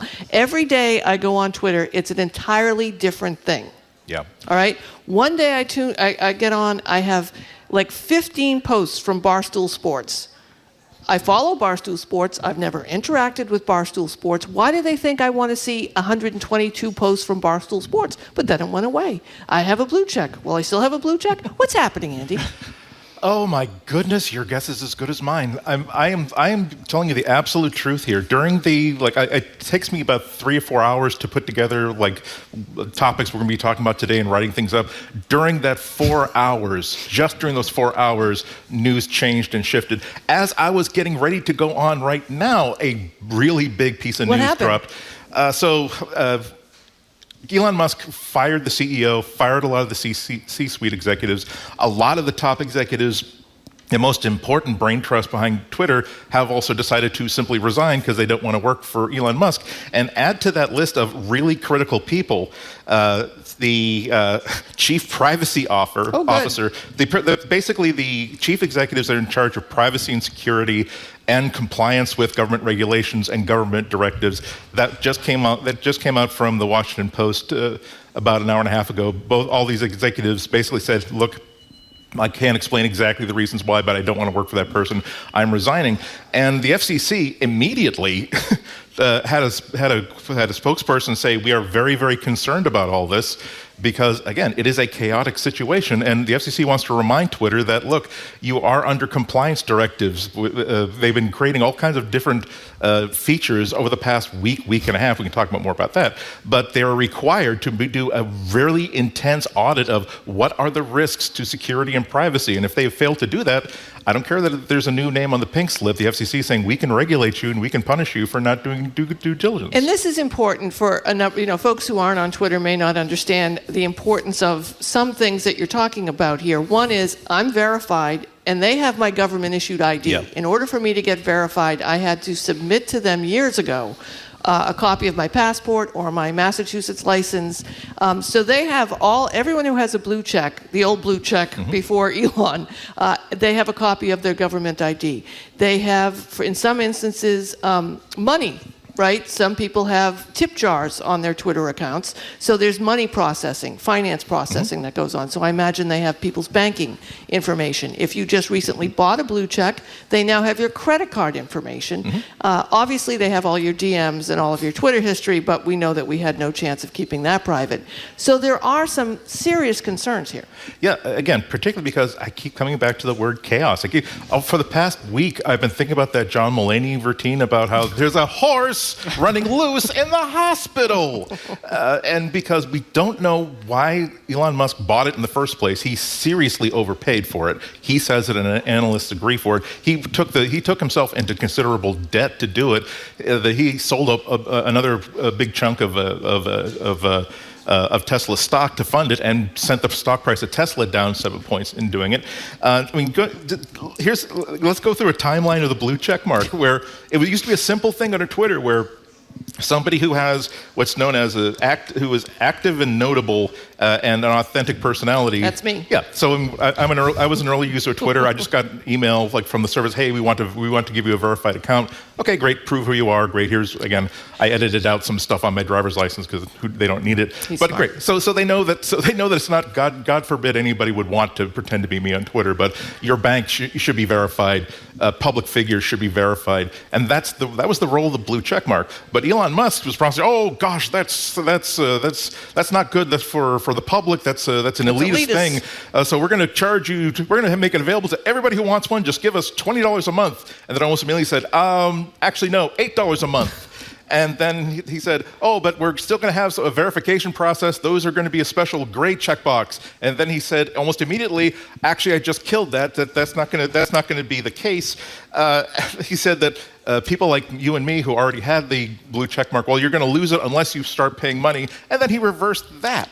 And I can keep going 2 on weeks. and on. It's been 2 weeks. Yeah. I mean, he could go on and on. Okay, so I'll finally tread in here. Why do we care about this? I legitimately ask about this. I had a blue check mark at one point because I'm somewhat of a public figure, and then it went away. I hadn't even noticed. Do I really care that I'm legitimized by Twitter? Absolutely not. And I didn't think that the majority of people were really focusing on Twitter or using it anymore anyway in any significant means. Am I completely wrong in that? I don't think you're right. I won't say you're wrong. I'll say I don't think you're right. Set you up for the next segment. Exactly. But number one, this is part of what makes Twitter work. People use Twitter because they want to know authentically that someone that they follow, someone that they're interested in as a news source, be they celebrity, be they a corporate account, be they whatever, is the real deal.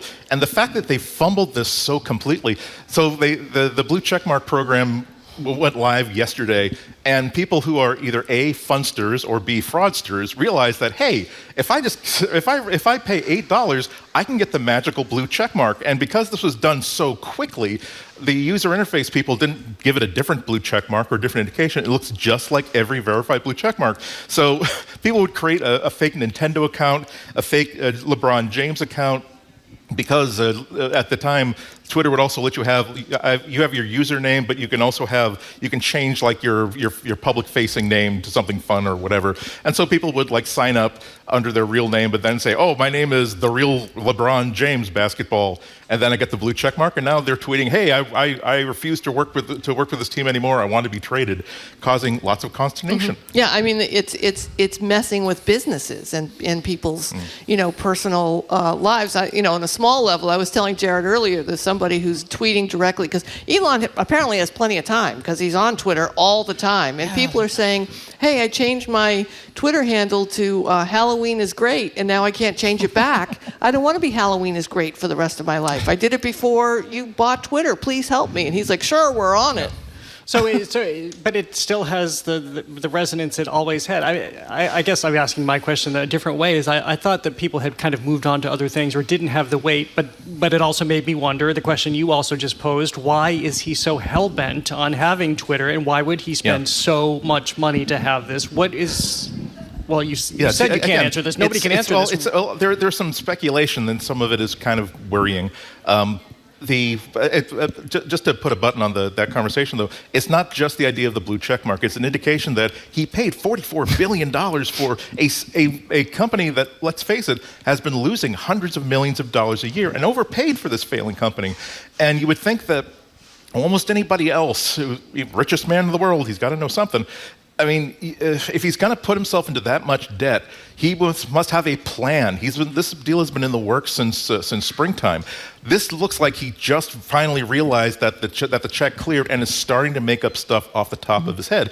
Blue check marks are just one thing, but things like policing hate speech, policing interference with elections, policing things like that. Does he care about that? He immediately the hate speech has gone through the roof, hasn't it? Exactly, and because he immediately fired half of the workforce, and they found out just because they started to try to log into email and they suddenly couldn't anymore. That's how efficient that went. Then he learned that, we accidentally fired a whole bunch of people who keep Twitter running. We're going to have to hire them back. But by the way, we're going to tell you that these features that normally would take Twitter months and months and months to develop code, verify, and secure, you have 1 week to do it. We're expecting you to do 24-hour, 7 days a week shifts. I just want to say I've made a number of really bad business decisions over my lifetime, and now I feel like a genius. Well, I'm just hoping. So I have mentioned this before. I'm the moderator of the Boston Speaker Series. Last year we had Walter Isaacson, who is writing a biography on Elon Musk. He told me that he's going down there at that point anyway last year. I hope this is still the case, to answer both of your questions and mine, I guess. He was meeting with him weekly in Texas. Wow. And so I hope that he's still working on that biography and might be able to get some of these answers. He's not a man who shuts up. So maybe, and Isaacson, he wrote the Steve Jobs biography. He wrote critical biographies of Thomas Edison, which is why Steve Jobs handpicked him to it. So that could be a very interesting book. I'll just say that Twitter is such an important engine for disinformation, for controlling government speech, for controlling dissident information. If this thing starts to collapse, this becomes a very big problem for a lot of people who maybe tweeted something about the Chinese government, the Russian government, the Iranian government 3 years ago, and now because Elon Musk owns Tesla and wants to have leverage with China, saying, hey, please let me build more Tesla factories in China. Hey, you were kind of upset about all of that anti-Hong Kong stuff. What if we hand over to you, we're just complying with your local laws, of course, our hands are clean, but we'll hand over the identities of the people who did that under private accounts. Those are the sort of things we're worried about. And so, as I said, the horse is loose in the hospital. We don't know what's going to happen. I was going to say, not to mention a texter who's pointing out that some of his money for buying Twitter may have come from the Saudis.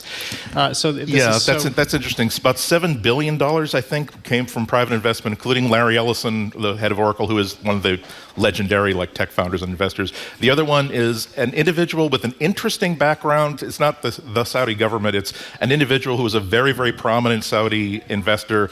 And the more I tried to dig into over the past couple months, because his name keeps coming up, it's possible that he just is a big tech investor, and that's very, very possible. The Saudis are very, very big tech investors. They already had big holdings in Twitter. Vanity Fair put together the argument that he's actually a front for the Saudi government. So we don't know about that. And I have to be aware that there's going to be a lot of prejudice and bigotry that says, Saudi Arabia, this must stink and reek of terrible things. But once again, in a field in which we are walking across a vat of Ovaltine trying to escape a fire, we don't know where we can put down a solid footing. Well, I would say the same about artificial intelligence and art. And here we Bam! go. So this is Bam! This is round 2 of a conversation, a spirited conversation that you and I had. A respectful PBSE, NPRE conversation that we had this summer about the role of artificial intelligence in art. I will recap that conversation where I thought that it's very profoundly disturbing to me, actually, how artificial intelligence is being used in art, and we'll get into the reasons why. And I'll let you say how you feel about it and why we're talking about it again. Well, I think it's very, very exciting. The general term for this kind of thing is generative AI. And that's where, realize that anytime you're intimidated by the magic of artificial intelligence, it almost always comes down to a simple thing. Giving an AI system billions of examples of a thing, and then asking it to identify patterns that exist in that big data set, then asking it to please repeat and synthesize that pattern or continue the pattern you've seen before. So that's why, for instance, Google has a generative AI that if you were to hum like just 2 bars of just da da da da da da da da da, it could then turn that into like 2 pages of sheet music, basically by continuing that melodic line and all that kind of stuff. But what we're talking about here is we were talking about earlier in the year about DALL-E 2, which was the first one of these image generators that was available publicly out of the research lab. And at the time, it was very, very bare bones. The only way to really show it off is to say, oh, well, how about a Red Sox pitcher drawn by Picasso? And that's what you would get. But now the tools have become a lot more involved and a lot more up to what they can do. Even back then, and I feel that even more strongly now, the boring stuff is give it a text description of the image you want to generate and take what you get out of it. The interesting stuff is when you are working hand in hand with the artificial intelligence, where just as if imagine that I don't have use of my hands and I'm just simply saying, give me a seaside picture, and they generate a seaside picture. No, I want it to be night, not day. And actually, I want footprints but no people, and it keeps adding elements. DALL-E 2 added a couple of features that kind of start to give that. I think I sent you a couple of pictures there where a street scene, just a simple nighttime street scene in my neighborhood, and then later on, it has this new feature called infill. So I can just throw a lasso, throw a circle around a section saying, see that part of the bare sidewalk? I want a penguin riding a skateboard there. And in front of the car, I want like a raccoon who's dressed up like a race car driver. And I want, in front of the coffee shop, give me a squirrel drinking a cup of coffee and put a cat inside the window who's looking at the squirrel drinking the cup of coffee. You can see these images on youtube.com GBH News. Yeah. So this, when we had the conversation this summer, it was more just about the nature, for me, it was more about the nature of art, and it's emotional, and it comes from us as human beings, and you can see if it's a painting, it's a picture, you can see the artist's hand, you can see their making in the work. My take on this has now evolved even more. When you're looking at images like the one that you just showed, what the software is doing is it's scavenging the internet and it's pulling images from everywhere. No, it isn't. A lot of it is pulling images from everywhere, including galleries where artists may have their work represented, or online. There have been issues with not filtering out scenes of trauma or porn. I mean, this software can go everywhere to collect this information, so there could be copyright infringement. It is harnessing everything from a lot of it is harnessing from everywhere, and there's no entity to police this at this point. Yes, we are at the inception of AI and where it enters into the art world. I talked about this recently with the MIT Museum, and just the same collaboration that you were talking about, that you can put in images and the AI software will help you finish that image. So you are co-creating, just as I sat down to an exhibit at the MIT Museum and I wrote one line of a poem and it wrote the next line. So there was this exchange, and yes, it can draw more creative aspect out of me, presumably, because it's giving me a charge, it's giving me a prompt to respond, but I'm deeply troubled by how, when it comes to imagery, AI is collecting material. That's a fair, that's a very fair response. I don't know which AI models that you've been researching. The ones that I've been looking at, like Stable Diffusion, like DALL-E 2, they don't actually, if you say I want a penguin on a skateboard, it doesn't search the internet for an image of a penguin. Maybe not one artist's rendering of a penguin, but it'll pull from different artists to render that penguin, won't it? Yes, but we're talking about billions of images. Just to make sure I'm being clear to people who are listening, the algorithm the basic algorithm is really complicated. The only simple way I found to explain it is that it basically starts with literally static. And it's basically telling it's another part of its component saying, hey, this is actually a picture of a penguin on a skateboard, but as you can see, there's a lot of noise here. Can you denoise it so that we can see the penguin on the skateboard? And as it keeps iterating and iterating and iterating and iterating it basically keeps asking the question, is this a picture of a penguin on a skateboard? And at some point, it says, yes, this is 98% match for what you described. That's what it gives you. So those AI models I'm talking about, aren't simply cutting and pasting. That's a misconception that a lot of people have. You're more informed, and you raise one of the most important questions, that there are two levels of how are we abusing artists here.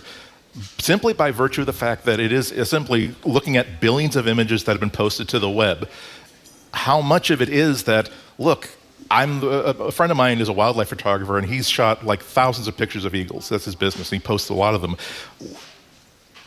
Do these AI models and the makers of them and the people who are now selling access to them owe him some money because, no, it's not reproducing his pictures, but his pictures taught the AI as part of, again, an anonymous crawl of the entire internet, what an eagle looks like and what a good eagle photograph looks like.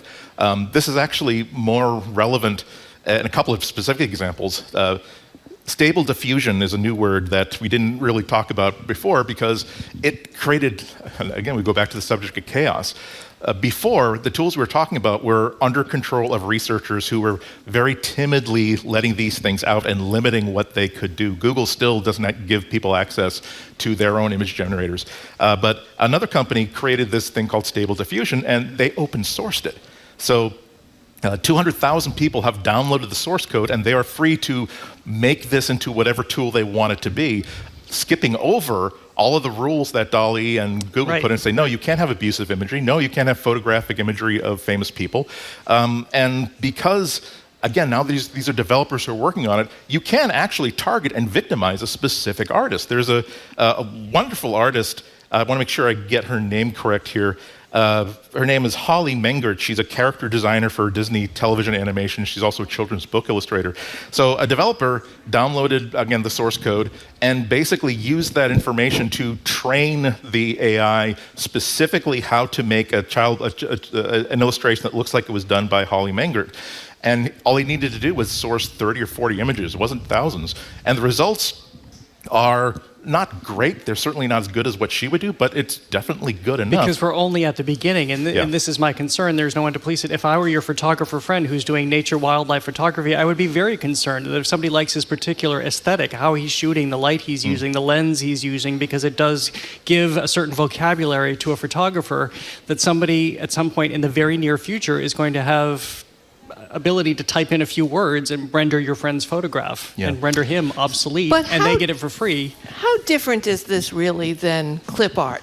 How different is this really than when I go to, a comic convention and there are artists who have done paintings of Star Wars figures based on posters that were done by the studio or images from movies that they have painted and they presented.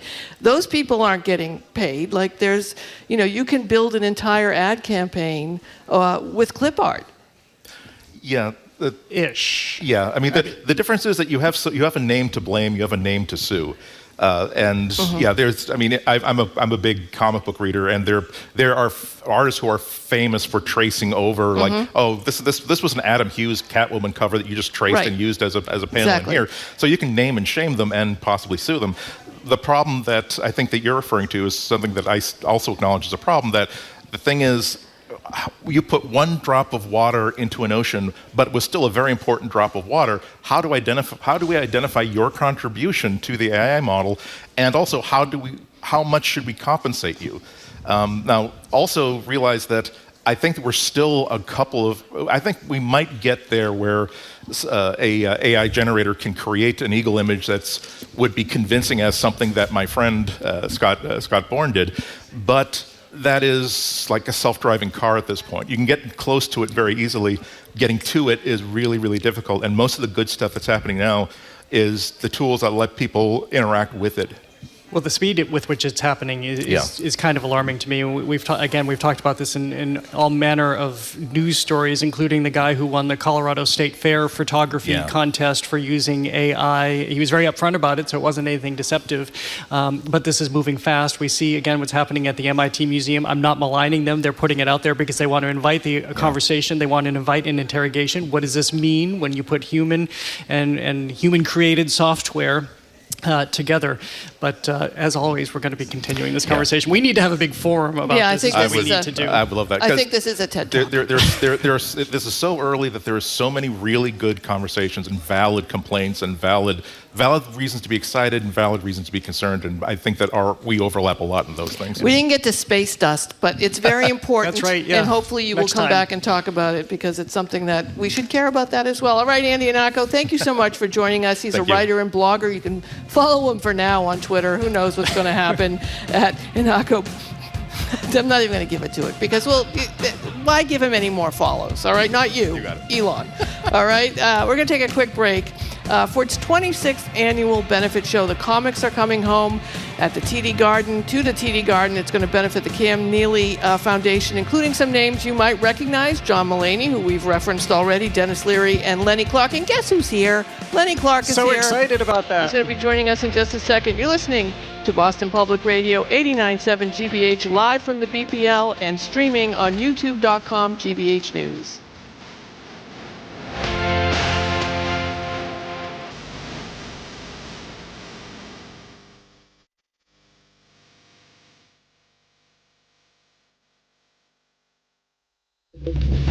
I'm Arun Roth. Coming up on GBH's All Things Considered, the LGBTQ community is reacting to Maura Healey's historic victory in the race for Massachusetts governor. The embattled Boston City Councilor Ricardo Arroyo is getting his committee assignments back. And the matriarch of the family behind Route 1's famous Kowloon restaurant has died. Those stories and all the day's news starting at 4 on GBH's All Things Considered. Support for our programs comes from you and the British International School of Boston, committed to helping students succeed, thrive, and learn in an environment of personalized challenge and support. In-person open house, November 20th, bisboston.org. And Fallon Health, care and coverage to meet the unique and changing needs of all they serve. Care for your struggles, challenges, and triumphs. That's the kind of care Fallon Health believes in. Trusted. Local news. This is 89.7 WGBH, WGBH HD1 Boston, online at gbhnews.org. Boston's local NPR.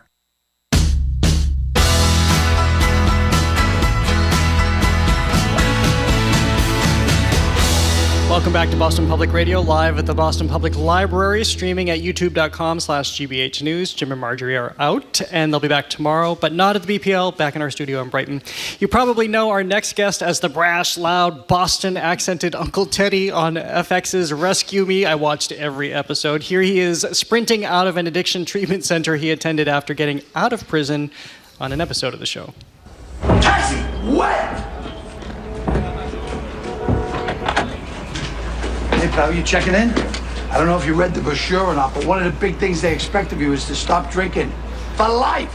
It's lunacy. Think about this long and hard. This could be the biggest mistake you ever make. To the nearest bar, Jeeves. Pronto. Of course, that is the unmistakable voice and humor of Lenny Clark, and he's here with us at the BPL. He'll be performing alongside Dennis Leary, Chris DiStefano, Jimmy Fallon, John Mulaney, Carolyn Plummer, a whole host of people for Comics Come Home to benefit the Cam Neely Foundation. Lenny Clark, welcome to Boston Public Radio. Thank you so much, Jared. Good to see you. Yes, your first applause of the day. Hey, Excellent. Okay, guys. It's the first time I've ever been in a library, but everyone, shh. You're running a show. This is fantastic. Now, before we get going, is there some way you prefer to be addressed? No, I why? think Sue's good. No, just Sue's good. And Jared's good. Well, because of all the pronouns. I don't want to upset I anybody. get it, I You got get the it, yeah. pronouns and adjectives and adverbs. I'm still trying to figure out what a dangling participle was. Yeah. I have no idea what to call people. People say, call me whatever you want. I don't care. I try. If you had known that dissecting a sentence was going to be so important, you would have paid more attention in 8th grade. I wouldn't. I went to Catholic school. I was so busy getting beaten. But the point is, and I didn't have any trouble with the priest. I did. But the nuns, oh my God. I had nuns, they beat me round the clock. And my parents, if I went home with a ripped shirt and blood and all my pants are torn, they'd say, what happened to you? I go, I get hit by a car. Because if I told them the nuns beat me, they'd throw another beating on me. They said, we're paying good money to have them slap you around. So, yeah, I am, you mentioned my voice, and I was doing a commercial there for someone said, how long has your voice been like that? And I go, all my life. Don't scream, kids. Do not scream. You end up like this. But John Mulaney, I love John. He's so funny. And, there's so many things going on in my head, and there's no, you better direct it. Well, first of all, how are you feeling? Because folks have been concerned about you've had a number of health scares this year. You look fat. Look at if this is what the result is. I'll take 3. What the heck? I mean, come on. But you're doing good. You feel great. Yeah, you look tremendous. Thank you. I'm an old guy, And when the Mass General Hospital saved my life several times. Man's greatest hospital, MGH. God. Oh, yes. And Dr. Lamalia and Dr. Mansour. These guys, I have a team working on me. In the last 18 months, I've had a stroke, a minor heart attack, a major heart attack, and then 5.5 hours surgery to repair a flutter. And it was wild because we're at the hospital, and I remember the Celtics were playing, and I was so nervous, I kept going to the bathroom, and they said, where's Lenny? And she's in the bathroom. So I walked right into the operating room, hopped up on the table, said, let's go, fellas. Celtics are on at 8:30. 5.5 hours later, I made it. I'm like a cat, but I'm running out of lives. I mean, what's the effect that has? It hasn't stopped you. It hasn't changed you, it seems. Well, you know what? Before I had the AFib taken care of, I hold the record at the Mass General Hospital for being hit with the paddles. Really? Yeah. It's like it's like a phone. Well, people don't know what phone books are. It's like this big. Right? They don't. They know it's a phone book. Yeah, all right. Sorry, kids. But what happens is they were zapping me so much. One of the doctors said, we should do an ablation on you.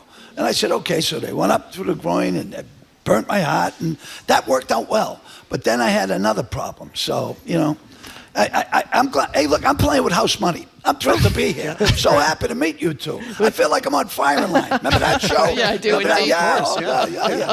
All right. So talk about some of the work you've been doing. We're going to get to the event in just a little bit, but you have been working steadily for, I think, 532 years. Oh, yeah. I mean, you are just... I was at the Last Supper. I told Jesus, stay away from that Judas. No good. And every time you pop up, I forget what I was watching recently with my daughter, but you pop up Defending Jacob. That was that was the last time That's what it was. That's what it was. Just watching it. And I screamed, Lenny Clark! Lenny Clark! And she's like, what's wrong with you? And let me tell you about that Chris Evans. Oh, God. One of the nicest, sweetest people. He's a local kid. Yeah, Sudbury's home. Yeah, right. And I got to tell you, what a gentleman. And we did a benefit for Christopher's Haven. It's a place where kids can go and get medical treatment, and they take care of everything. He was the most incredible guy I've ever seen around children other than Bobby Orr. He was just so nice to everybody. And I said, wow, what a great guy. People Magazine's Sexiest Man Alive. I lost again. I wasn't even notified. Listen, I was with his uncle, former Congressman Mike Capuano, the other night. Yeah. The hunk-unk. That's what he's going by. Hunk-unk.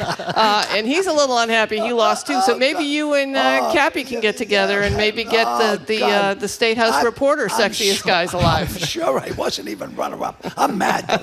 But he's wonderful. What a good guy. That was a great show. That was a really good show. And it's always great to watch local stuff too. So I was wondering, every time I see you pop up, I think you must know everybody. Everybody must know you. You get calls all the time. It's so funny. When I was a kid, my dad, I come from a poor family. 8 kids in my family.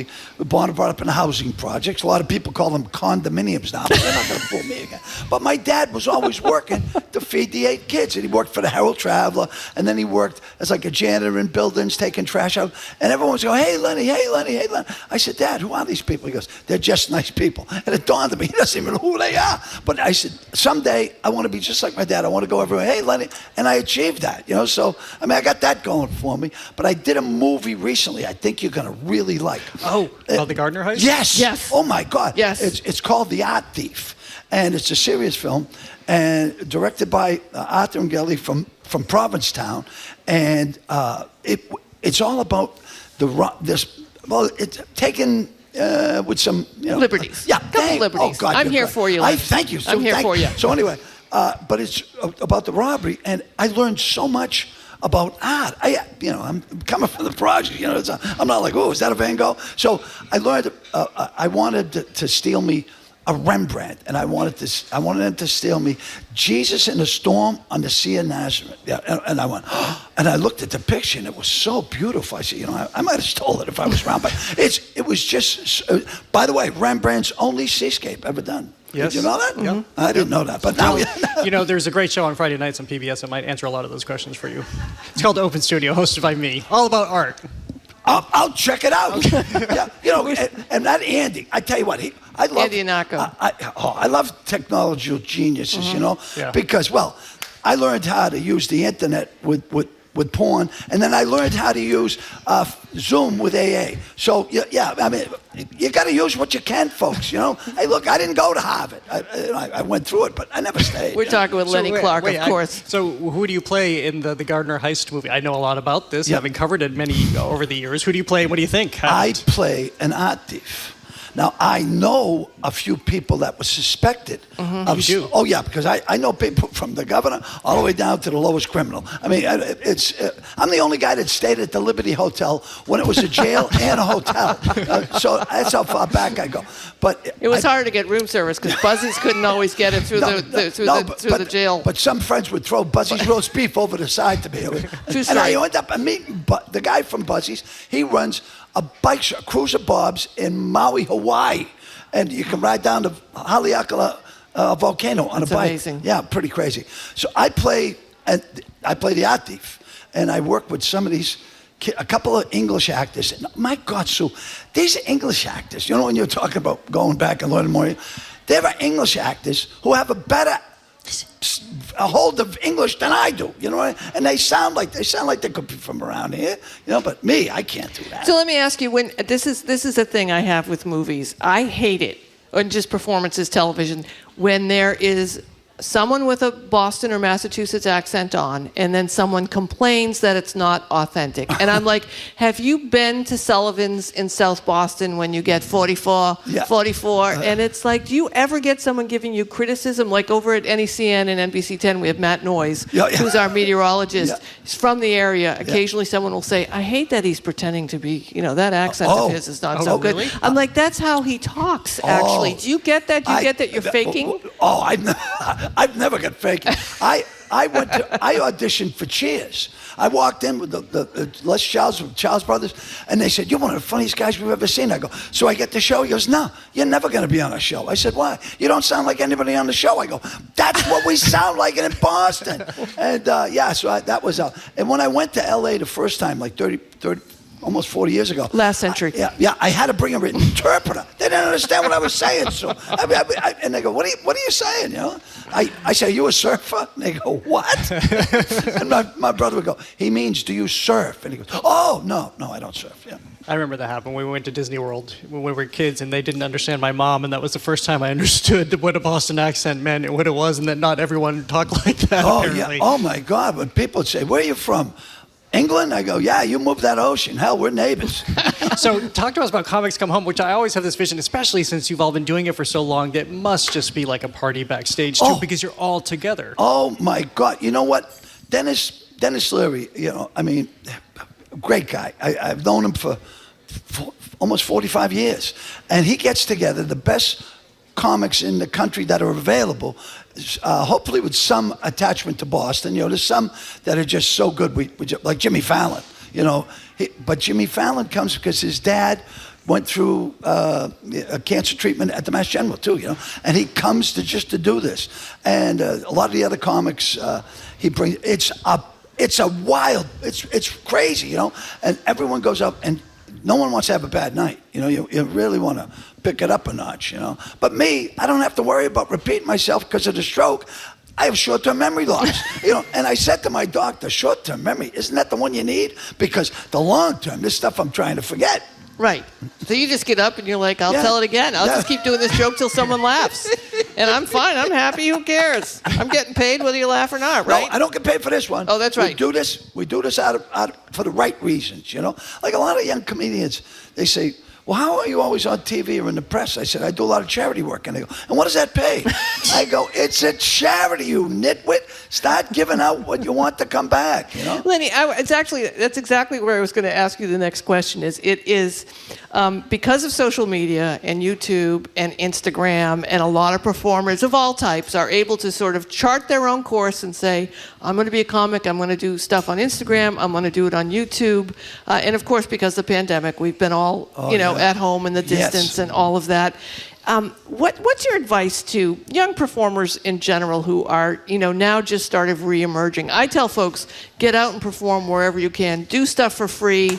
Get out, whatever it is, whatever your realm is, get involved and do it. Don't worry about making the connection or making the money.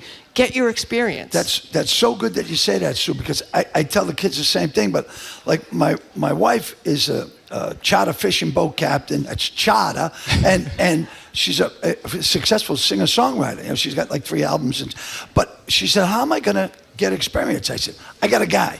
So we went down to the Martha's Vineyard Hospital and played for the elderly people.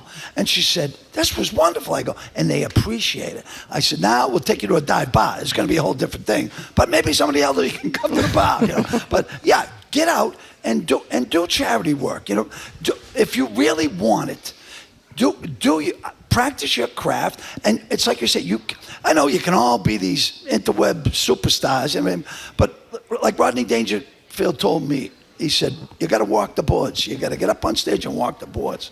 And it's been a big help. Now, one thing, I wanted to mention, now this Elon Musk thing. I know everyone's down on Elon Musk, but and I hope you're watching, Elon, I want to be your pal. I want to be friends with him. I don't even know how to Twitter. And do we have a bird? No bird? Black bird? Blue bird? Green bird? I don't care. I want to be his pal. You know why? Because when I was a kid, my parents said to me, you can be whatever you want in life. And you know what I want to be? An astronaut. Did you guys want to be an astronaut? Absolutely. Did you really? Yeah, absolutely. Did you apply for the job? Not at all. Well, how are they going to know? So I applied, and they said no, and I was heartbroken. Then I graduated from college. I had a few in me. I stole my father's car, drove down to Cape Kennedy, Cape Canaveral, Cape Cod, some Cape. I was pretty hot. And they went in and they said they can't use me.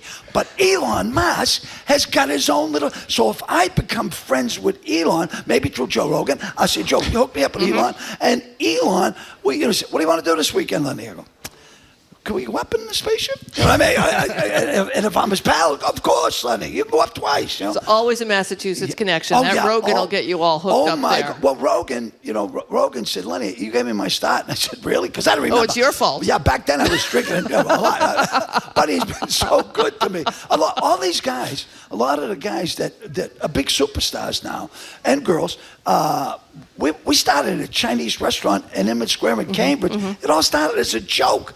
And a lot of them are giant superstars now, And I'm still here, but it's okay. Here you are at the Boston Public Library talking to Sue and Jared. First time I've ever been in it. I love it. I think it's great. Periodicals, that way. I don't even know what a periodical is, but I know the fiction, nonfiction, all that crazy stuff. So can you talk about politics in your shows? How do you feel about that these days? You know what? My mother told me, don't talk about politics. And when it comes to money, don't fool with the IRS or the mob. So far, so good. Yeah. You know what I mean? Yeah. But you know what? The big thing about the politics is we're so divided. Everyone is so divided. What are you? I'm an independent. And this Democrat will say, you're not an independent. And I go, why don't you look at the independents as a chance to get them on your side rather than go, we hate you. And I go, okay, I'll go with them. I'm an independent. I voted for, my congressman on the Cape. I love that guy. And he's a Democrat, and I voted for Charlie Baker. I thought he was wonderful. I vote for whoever is going to do the best job for the people. I was good friends with Tip O'Neill. Yeah, Tip O'Neill was great to my family, and I was raised as a Democrat, Lenny, is it? I mean, we're old enough. We're older than Jared, the two of us. You're not old. I'm about to be 61. I got stuff in my freezer older than you, and you look great. Thank you very much. Jared, you're a kid. Oh my God. He's a baby. Oh, he is. Look at that skin, that face. Oh, He's glowing. He's glowing. Yeah, you are. You're glowing, Jared. Even when we were growing up, though, there was a divide, right? Yes. But if you went to a comedy show, like my mom was a big fan of Rusty Warren and Jody Field, right? And we would go see. Who was the congressman that came out of the combat film? Wilbur Mills. Yeah, Wilbur Mills and Fanny Price. Fanny Bryce? Yeah. Oh, wow. This is old stuff. It's our audience. They get it. So, but you would go to these shows, and I went with my mom to see Don Rickles. You know, loved him. Yeah. And it was, aggressive comedy, and everyone laughed, even if it was you and it was about you. Like I remember Don Rickles, he had Pia Zadora open for him at the Chateau de Ville. And the whole first act, all he did was make fun of Pia Zadora. Exactly. And then afterwards, she was like the funniest. I mean, can we get there again? Can we get where we think our own stuff is funny and we can go sit and enjoy and then maybe get together? I only hope so. But Sue, I'm too old to fight that battle now. There's things I say that there's not a malicious bone in my body. I don't sit home and how can I upset these people? How can I upset? I want everyone to have a good time. It's just like I'm the type of guy walk down the street, you see a guy who's not as happy as you, go, hey, how you doing? You've done that. Said hello to a total stranger, have them ignore you. What do you do then? Right? What do you do then? It's at home. That happens to be at home. So then you go, I'll never do that again. Not me. I'll follow the guy for blocks. Hey, I'm talking to you. Try to be nice. But it's nuts. Yeah, I hope we can, so I really do. Because I think there's so many brilliant comics comedians, like Carolyn Plummer's going to be on the show, and she's so funny. She's a local gal from Watertown, and I mean, Dennis. We sent her a tape. Dennis goes, "Get her," and I said, so this is good. And he's always giving young comedians a chance, and like I was hosting an open mic recently, but the COVID came. And I was getting 40, 50 people that wanted to get on stage. And I love that because I like to see the new act, I'm not one of those, I'm funny. Hey, I'm not funny. I'm nuts. You can tell by 5 minutes from me I'm insane. But it's made a good career out of it, I hope we can. Yeah. Do you spend a lot of it? How much of it just comes to you naturally? How much time do you spend writing? And I mean, I was struck by the Joan Rivers documentary where she kept those amazing card catalogs of all her jokes, and she literally filed them. Do you know, talk about, I was good friends with Joan. Joan used to drive George Carlin and Richard Pryor to their gigs. She was the only one who had a license in New York. And they would let her open because she drove. And they would treat her so bad. She says, hey, I'm getting on stage. Someone who really, and she was very good to me, I saw her not too long before she died. She was playing the New Bedford Theater down there, and she was amazing. I've never seen anybody like that. I saw her at the South Shore Music Circus in the 70s when her book, Having a Baby is a Scream, was out. And someone ahead of us got an autograph, and Joan said, who do you want it to? She goes, just Joan Rivers. She went, why? So you can sell it? You can sell it and make money off my name? And she yelled at her the whole way. It was hysterical. Hysterical. Oh, my. Well, when I started doing comedy, there was probably only maybe 50 or 60 comedians in the country. Right. It wasn't a big thing back then. And I knew I knew Pryor, I knew Carlin, Rodney, Rickles, all of them. And they all were good to me because they felt like, well, this kid's nuts. But we became friends. I want to ask you a George Carlin question because the documentary was out, which was great recently. But what I love about George Carlin is that at any moment in time, people on the extreme right and the extreme left are quoting George Carlin to prove that they are right. Would he love that? He would love it. He would love it because, George had a good gig at Caesar's Palace. And he said, but he had to be clean. You got to be clean, George. He says, I don't want to do this anymore. I feel like I'm selling my soul. So he got a job at the Aladdin at 4 a.m. And someone said, who's gonna be out at 4 a.m? Just the people I'm looking for. When I met George for the first time, we were on a flight at Logan, American Airlines flight, going out to LA, and we were in the last 2 rows in first class, and they closed the thing, and George goes, "This is pretty nice, huh? Watch this." So I pull the curtain back. We're never going to be able to finish all this lobster. And we became instant friends. And he would call me when I had a heart attack. He'd go, "Hey," it was pretty nuts. Yeah, good times, good times. Yeah. So we're excited about the event coming up. What can you give us a preview? A topic you're going to really lean into? It's like Jared said. I'm not really sure. But I will talk about the art thief and how it was filming in Provincetown, because they were so nice to me. I mean, some of them a little bit too nice. Well, you're a good-looking man. Well, I don't know about that, but these guys, they had a few drinks in them. I may have looked good, but it's insane. I mean, and even if you don't care for me, this is the beautiful thing about Comics Come Home. Even if I'm not your cup of tea, doesn't matter. There's guys, there's women, it's just a great collection of all different types of comedians, and you're going to at least like one, you'll probably like them all. All right, we're talking, of course, to the great Lenny Clark. Thanks for coming to the library. Glad you could find it. That's very exciting for him to find the library. Thanks, Jared.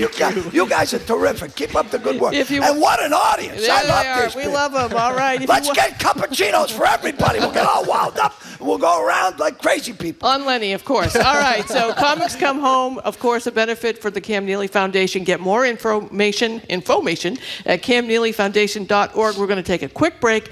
We're going from this to that. Okay. New England Conservatory is celebrating their 50th anniversary of Contemporary Arts Program with a 6-day festival series. We're going to talk to the 2 program co-chairs, and we're going to have some music just around the corner. You're listening to Boston Public Radio on 89.7 GBH.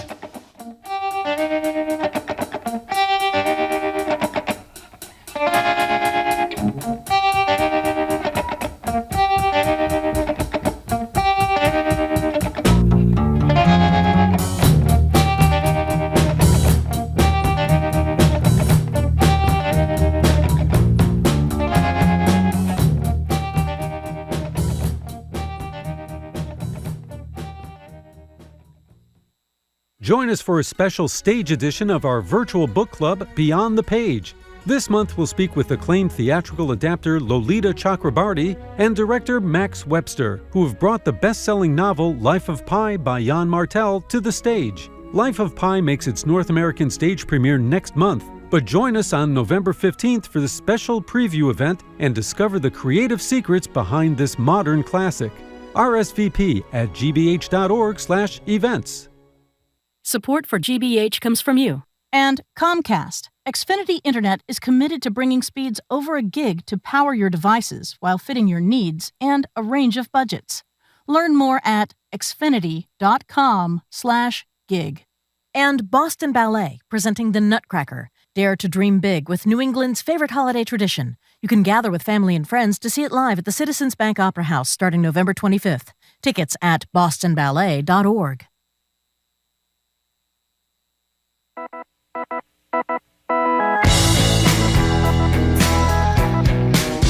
Welcome back to Boston Public Radio, live at the Boston Public Library and streaming at youtube.com/GBH News. As you probably have guessed by now, Jim and Marjorie are out today, so I'm here with Sue O'Connell. They'll be back tomorrow, not at the BPL though. They'll be at our studio in Brighton. We're joined now by Hank Isnetsky and Eden McAdams-Somer, co-chairs of the Contemporary Musical Arts Department at the New England Conservatory, which is celebrating 50 years this month with a series of concerts starting on Saturday, running through next Thursday. For more information, you can go to necmusic.edu/concerts or stick around for the next 20 minutes because they are performing. And yes, we've got lots of music on the way, including singer Janice Octavia Allen. She is here, and we'll hear Hankus and Eden perform as well. For now, happy anniversary. Congratulations. Nice to meet you both. Thanks so much for having us. Thank you so much. Talk to us about, what it is that you do and how exciting it is that you've been doing it this long.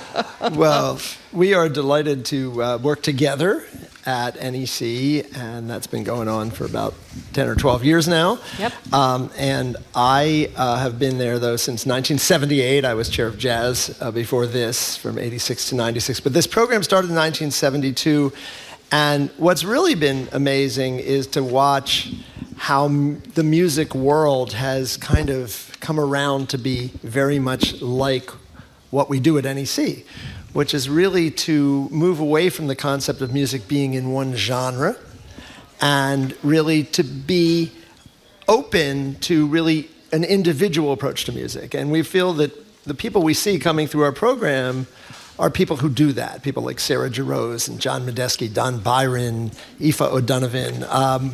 These musicians have kind of gravitated, toward the program, and we have, programs at all levels. But it's really a program where we see music as a continuum, and a continuum that you can't leave out the 20th century. You can't leave out Black improvisation. You can't leave out anything, really, that's going on if you really want to be a musician today. So, Eden, how do you start to tease that out and find what is most resonant and what speaks to us in this moment? Yeah, absolutely. Well, I mean, I think all of our students who come in come from very unique backgrounds. Everybody who comes to our department has their own voice, has their own idea of what they love about music and what they want to pursue as an artist. And so when they come, we really work with them on what they're bringing in already, and then we present them with a lot of examples of artists that maybe they've never heard before, types of music they're just they've never discovered, and we give them lots to listen to. We do tons of listening, tons of singing, and the idea is that really by exposing yourself to an incredible array of music and thinking about being a musician holistically, so not just separating out performance from thinking about the music and the history of the music and the social impact of the music, but kind of bringing that all together, the tradition, the contemporary aspects of the music, you really start to tease out who you want to be as an artist. So you can bring in all those different elements to your playing. You start bringing in all of these new sound worlds to your playing, and suddenly, instead of working with a very narrow palette of artistic sound and concept, you're working with this vast array of sound and ideas. And Hankus, how do you manage that, right? So this is great, right? Everything is open for us to use to find our voice, but at the same time, everything is open to us to use for our voice. So where is the editing? Where is the sorting? Well, we have actually 28 faculty members working with 36 students at the moment, which is kind of amazing. I mean, we have the whole faculty of NEC also at our disposal. So, I mean, we have students who are studying classical violin, but studying composition with Anthony Coleman or Carla Kilstedt. And all of our faculty are composers, performers, and improvisers. So they are mentors. Rand Blake actually was the first chair of this program and is our emeritus chair, and he's still with us. He's 87 years old, and he's still teaching full-time, if you can imagine that. But he is that example of a musician who had so many things in his background that he took in that very rich scene in New York, in the 1940s and 50s, and just took all that in. And then when Gunther Schuller was starting this program, he thought of Ran as the perfect person because it has never been about reading music. It's always been about listening in a detailed way and then having mentors to work with to critique what you're doing and shape. Let me interrupt. Well, why is that key, listening versus reading music? Well, because as Gustav Mahler said, the best of music is not found in the notation. And one thing about it is that the entire 20th century really is a place where recorded music took over as the model.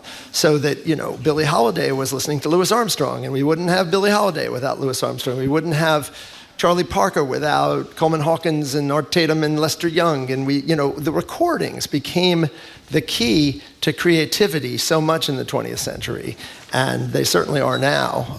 But now, with the internet and with global communication being so big, there's really nothing that you can't really avoid anything in your continuum. You really you need to be listening and listening and listening. And when I look at our students and what they listen to, it's funny. I mean, some people with kind of the old fogey mentality would be saying, "Oh, this music today is terrible." I think it's amazing, honestly, what people take in these days because they have access to everything.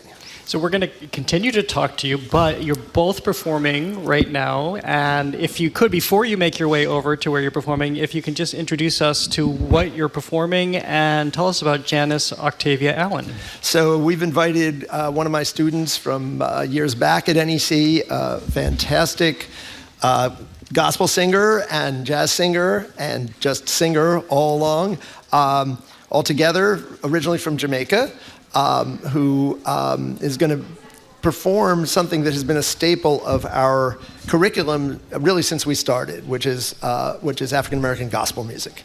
And so we're going to go to Mahalia Jackson, who's one of those role models, one of those mentors that nobody can avoid if you're trying to learn music. If you don't listen to Mahalia Jackson, then you're missing a huge part of what is American music and what needs to be in your vocabulary. So we decided to do a song that Mahalia Jackson famously performed at the Newport Jazz Festival in 1958.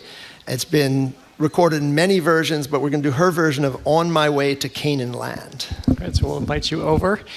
I'm so struck by that notion of the listening versus the reading, because you understand how culture is passed over and passed along, and it's this oral tradition of it, and there's something to me that's just so magical about it. Not to say that there's anything wrong with passing along the written and studying more academically, but it's just so rich in that regard. Right, and it also allows you to bring yourself to it first before seeing what it is. So I think we are ready. I'm on my way to Canaan land. I'm on my way, to Canaan land. I'm on my way to Canaan land. I'm on my way, glory, hallelujah. I'm on my way. I had a mighty hard time. I'm on my way. I had a mighty hard time, but I'm on my way. I had a mighty hard time, but I'm on my way. I'm on my way. Glory, hallelujah. I'm on my way. If you don't want to go, don't you hinder me. If you don't want to go, don't try to stop me. If you don't want to go, don't hinder me. I'm on my way, glory, hallelujah. I'm on my way.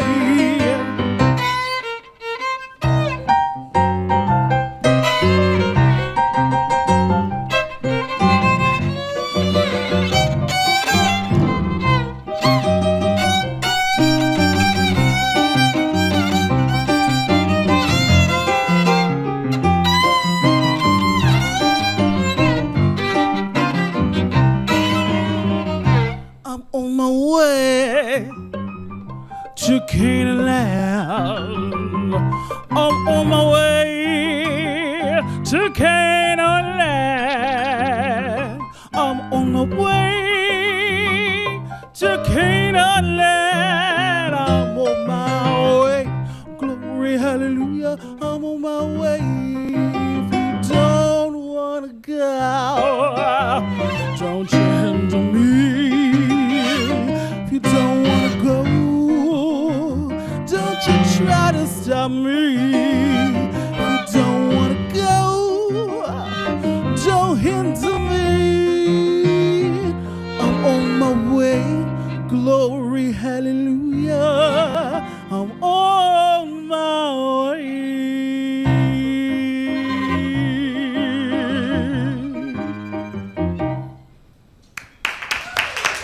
Amazing. Thank you.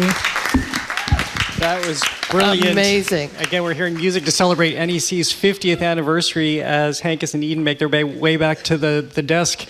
Janice, if we can ask you a quick question, just tell us as you step up to the mic how you found your way into that song. I could sense your own being, your own personality come to that. Yeah, I believe any song that you do, you have to believe it, because if you don't believe it, no one else is going to believe it. So you have to just kind of embody the song and the words. I don't sing songs that I can't identify with or bring the most out of. So that Canaan Land is one of my favorite songs. That's we beautiful. Certainly heard it again. That's great. Janice Octavia Allen. Thank you. Yes, thank you. All right, so we're back talking about the actual festival. It's going to be over 6 days. What can folks expect? What's the cost? What's the nuts and bolts? Well, the great thing is the cost is free. 0. And all you have to do is get to the conservatory for all these various events. We're going to start with a masterclass with the great Jamie Haddad, who taught at NEC, and he's one of the most interesting percussionists around. He plays with Sting. He's been playing with Paul Simon for the last 20 years. Plays with Esperanza Spalding. And he used to teach at NEC, now teaches at Oberlin. The second day, we're celebrating Rand Blake, our founding chair, and we're showing a movie that a French filmmaker made about Rand, and also 2 book launches, actually. A 600-page biography and a book called Storyboarding Noir, which is about Rand's fascination, really, with film noir, and written with Gardner Heist, who used to work at NEC, and now they're best friends. And if you haven't heard about Rand Blake, in our 50th anniversary concert, which is so that event, I'll say, is 6:30 in the Eben Jordan Room at NEC, and on Sunday, the 13th. On the 14th, actually, the Chamber Orchestra at NEC has been working on a piece of mine, a suite for mandolin and orchestra. We're featuring one of our juniors, one of our third-year students, G. Rockwell, who's a mandolinist who just won the Fresh Grass competition down in Nashville on the banjo, and he's playing mandolin on a piece called Chagall's Mandolins with the NEC Chamber Orchestra, and that's at 7:30. On the 15th, we have our 50th anniversary concert, which will feature a lot of music by the composers, performers, improvisers who teach at NEC, and large-scale pieces in many cases. But one of the things is Rand Blake, who will be playing on that concert. We're going to actually start out with a 5-decade compilation, 7 minutes long, of Rand playing solo piano in Jordan Hall. But there's a huge variety, and the nice thing about that concert on Tuesday is that we're both paying tribute to people who've been great innovators on our faculty, but also featuring really timely works. A piece that one of our faculty composed about the Parkland shootings. A piece that one of our faculty composers, Linda Chase, set the Pope's encyclical about climate change, so a movement from that. Well, it's just this conversation that NEC has been having, and for people who don't know, although I'm sure they're aware, it's such a renowned school. So Eden, I'll ask you one question before you work your way back over to perform again, but what would you say, with 50 years of this program and really focusing on contemporary music, what's the impact it's had on music around the world, do you think? Oh, wow. I mean, I think that's incalculable, honestly. I mean, whenever I've gone out into the world and played, I'm always running into artists who have run into artists from our program, who've heard about our program, who are excited about what we're doing, or artists who have never heard of it and suddenly have learned about it and are dying to check it out, because there's no other place that people are doing what we do. There's no other place where you can come in and bring this incredible amount of freedom and also have the rigor of the program that we provide, where students are getting a very disciplined approach to taking their creative energy and harnessing it and studying really intensively to come out with all the skills they need to be a very creative artist, a very unique artist, and also have the skills to take on pretty much whatever kind of work they want to in the music industry. So it's a really wonderful, holistic approach to learning music and to playing music, and you get to be with these incredible artists day in and day out. It sort of feels like being at a really incredible music festival all the time. So Eden, you're going to play the violin and sing at the same time. Yes. How does that happen? It just happens. It sounds like a trick, and it's not. I mean, I started doing this because I started playing classical music when I was very young, but I've also always loved folk music and fiddling, and it's very common in the world of fiddling that one might sing and play. And so I was doing a lot of that, and I was working on a piece specifically by Ralph Vaughan Williams, the composer Vaughan Williams, written for voice and violin. And as I performed it with another singer, I thought, she's great, but I want to sing this the way that I would sing it as a folk singer. And so I started playing around with some of the movements. I thought, well, I can't do the whole thing, but I'll just do some of the movements. And then before I knew it, I was doing the whole thing, and I was taking it beyond what was written on the page and bringing in English traditional folk dance. And so So then I started writing my own music, and then more recently I started, thanks to a faculty development grant from New England Conservatory, was able to commission some works to be written for me by composers who are very active in the scene today. One is Faye Victor, who will be coming in the spring for a residency in April, but Gordon Bieferman, who wrote this piece, The Sway, and it is such a great piece, and it's really written for me to do. I want to ask you one more quick question Absolutely. before we hear from you, because I was struck a couple of years ago when Lizzo, who we all know, was out, had kind of broken onto the scene. Of course, she had played Boston Calling a few years ago and playing the flute. And one of my younger contemporaries, I guess that's kind of an oxymoron, but one of my contemporaries who was younger said something to me like, I didn't know they really used real instruments anymore in pop music. Oh. And it wasn't so much that the flute, like that Lizzo played the flute, that in that type of music and in the way that Lizzo performs, but that it was a real instrument that was played. Do you hear a lot of that in necessarily just in the pop culture world, that we've moved so far? Yeah, it's great. I can write a song on my computer and I can use GarageBand, but at the same time, to your point about listening first, actually playing the instrument, feeling the music through an instrument is so important. Absolutely. I mean, the students who come to NEC usually get that, and that's why they want to come to NEC, is because they know that's what we do. Yeah, technology is the tool. It's a tool that you use to express yourself, and some people express themselves beautifully through technology if you can do that. Unfortunately, the sound world of it is kind of limited, actually, compared to human beings. Still, thank God. So, these human sounds are, I think, going to be around for a while. And not only that, but the younger generation has really, I have to say, a lot of the younger generation has rejected them and reinvigorated the acoustic music scene. And we have a lot of students who have come through our program who are from that background. And then they just have invented hybrid bluegrass. Crooked Still with Aoife O'Donovan was really like the first band that did that. So Eden, are you ready for us? I am ready. And All right. I will just say that this is an excerpt of the piece. This is right from the middle of the piece. Yeah, it's a 12-minute piece.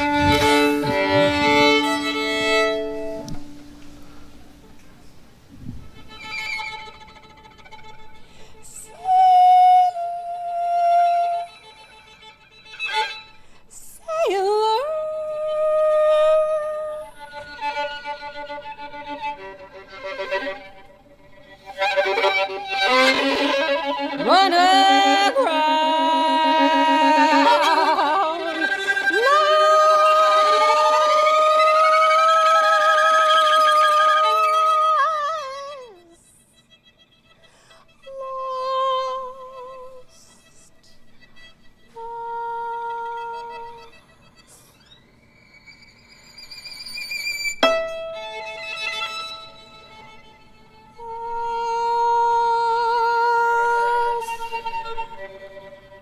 lost to the snow.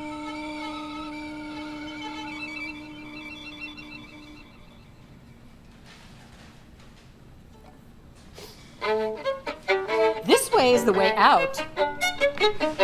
This way is the way to the way out. This way, not over there. There's no way out of here there. This way gets you there, gets you over, past the gate. This way, left at the traffic light. This way, left at the stoplight. This way, left at the red light. This way, left at the ultraviolet light. This way, left and don't turn right. Right? Right is a riot. Right? Right is the wrong song in the wrong place. Right? It's good to know nothing, be nothing. Right? It's good to be right up in it. Right? It's good to win it and to break it. Right? It's good to be supple in the spine. Right? Right is the wrong reason to back down. Right? Right is dead to the world, dead to you, dead set on it. Right? Right up and down the coastline. Right? Right up and down the valley. Right, right up and right down into the mine. Mine's the one that's missing. Mine's the one I forgot. Mine's the one that you stole from me. Mine's the one that you flew over. Mine's the one that you flew over again. And back.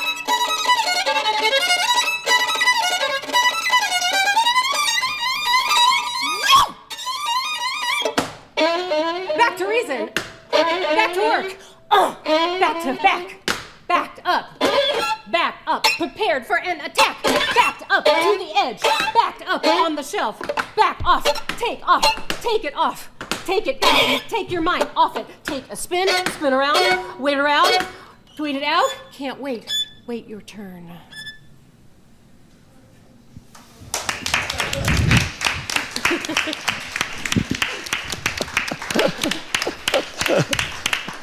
Eden McAdams, Somer there. That was great. Just amazing. Love it. And so much of you in that as well. Yes. Fully percussive for the audience who's listening. Feet, everything, in addition to violin and your vocal performance. And you're a little bit out of breath, too. A little out of breath. It took a lot out of you. Well, thank you both so much for being with us. And again, happy 50th anniversary for NEC. And what a great way to celebrate with this host of free events and concerts and shows, all starting very shortly. Sue has all the details. That's right. 50 years, New England Conservatory's Contemporary Musical Arts Program.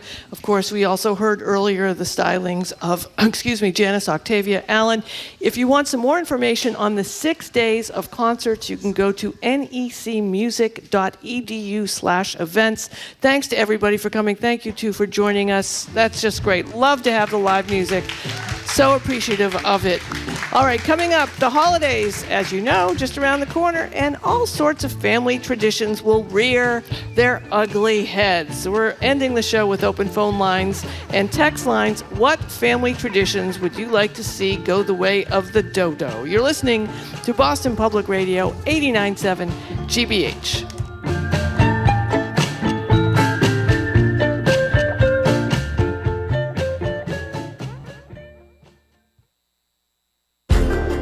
On Tuesday, midterm voters sent plenty of mixed messages, splitting tickets up and down the ballot and across the country. But in states as different as Kentucky, California, Michigan, and Vermont, one clear message did emerge: protect reproductive rights. That's next time on The Takeaway from WNYC and PRX. This afternoon at 2, here on GBH News 89.7. Funding for our programs comes from you and the Office of the Massachusetts State Treasurer. The Unclaimed Property Division is holding unclaimed funds for the citizens and businesses of the Commonwealth. You can see if you have unclaimed money at findmassmoney.com. And National Grid, providing access to electric heat pumps that can help businesses achieve their sustainability goals. You can learn more about heat pump technology at ngrid.com/future.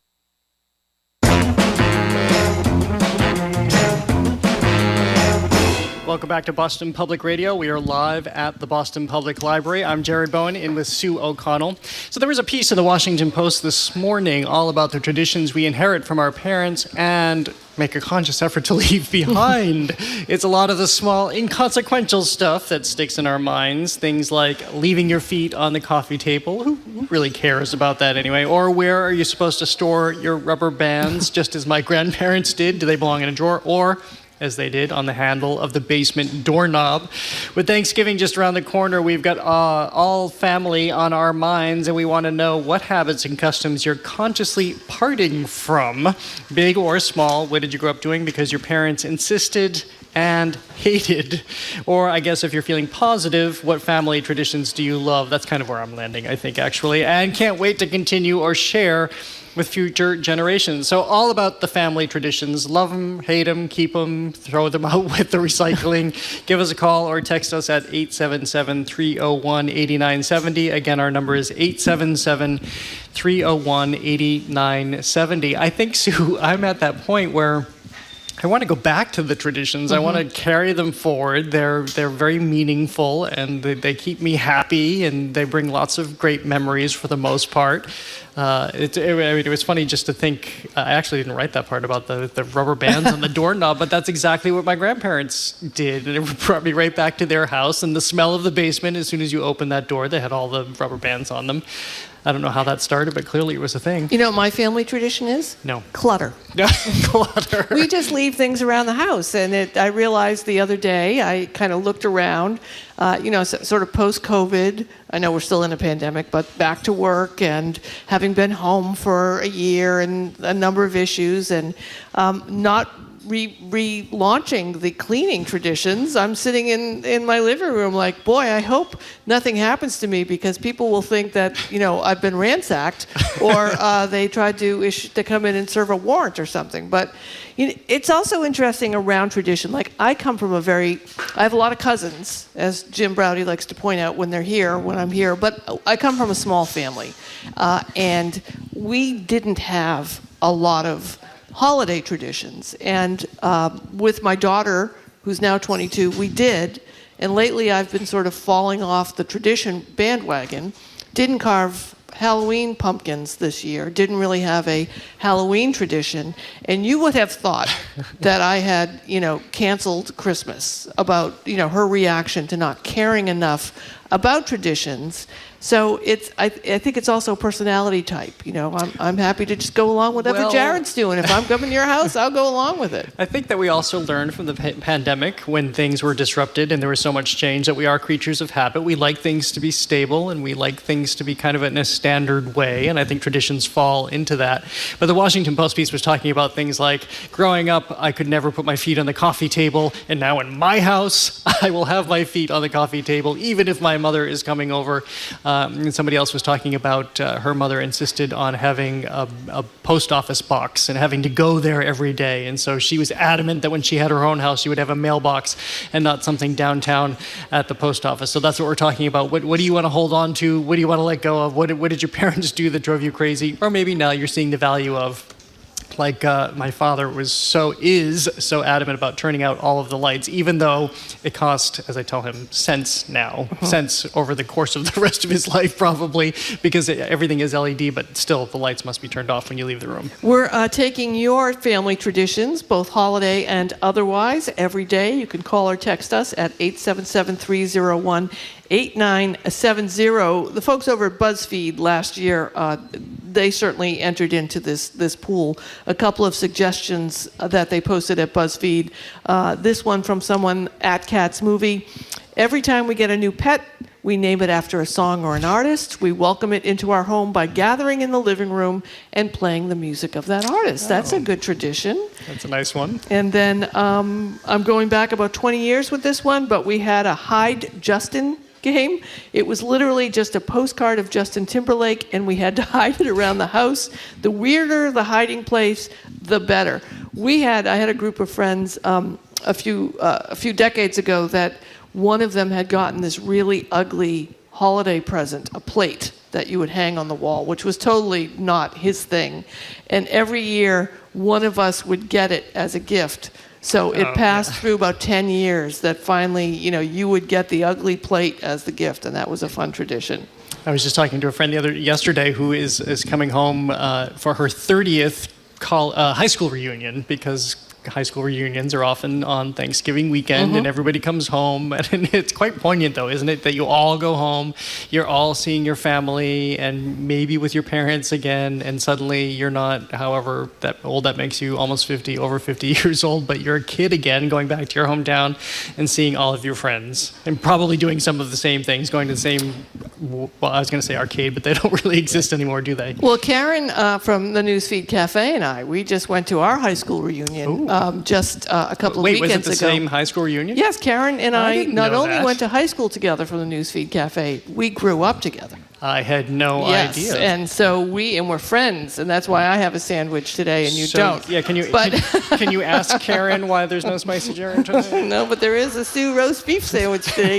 Kelly's in Beachmont Beef. I see how this is going. Yeah, but we did go back and play all the same disco tunes that we danced to in the 1970s. So that was a tradition. One of our staffers, can I out him? Can I name you? Of course, Aiden has shared with us. Aiden grew up in a family with a principled stance against McDonald's after watching Super Size Me. It's been a staple ever since I was old enough to get it for myself. So there you go, McDonald's. Yeah. So you go for the McDonald's.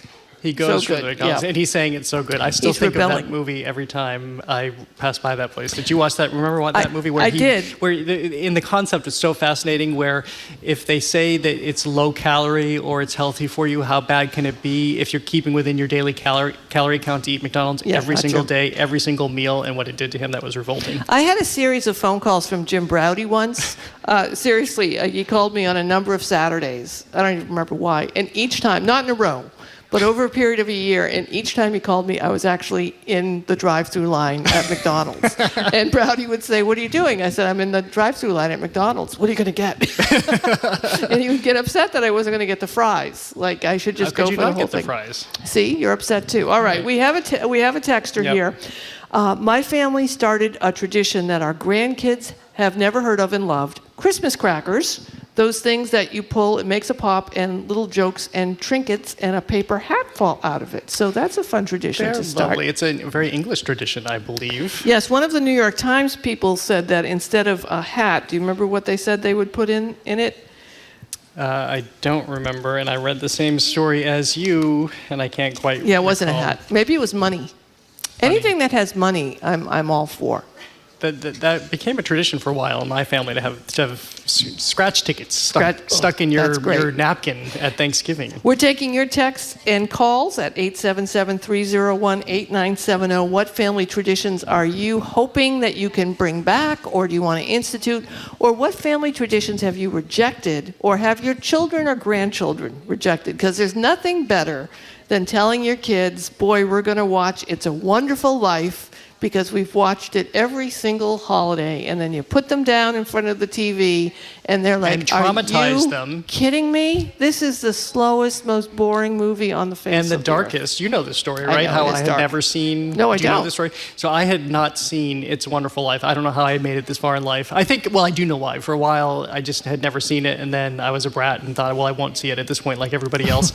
And then I got to the point where I thought, well, I need to see. If I'm going to see it, it might as well be on a big screen. I can't just watch it on a television. And sure enough, we had an event with the Brattle Theater, and Jim, I can't remember if he had seen it or not, and we hosted the screening for all of the It's a Wonderful Life virgins, like me, and we all watched it at the same time, and I was horrified by how dark that film is, and I can't believe it's a holiday movie because it's not until the very, very end that it gets happy. No, it's dark, dark, dark. Okay, so our friend Rom in Worcester wants to just take point with you, Jared, that turning out the lights makes sense, not just from a money perspective, but it saves energy and adds up when we do it. So come on. When you have a lifetime of comments with your father, you're not thinking about climate in that moment. That's I'm totally on board with all the energy-saving devices, but this is about father-son relationships here.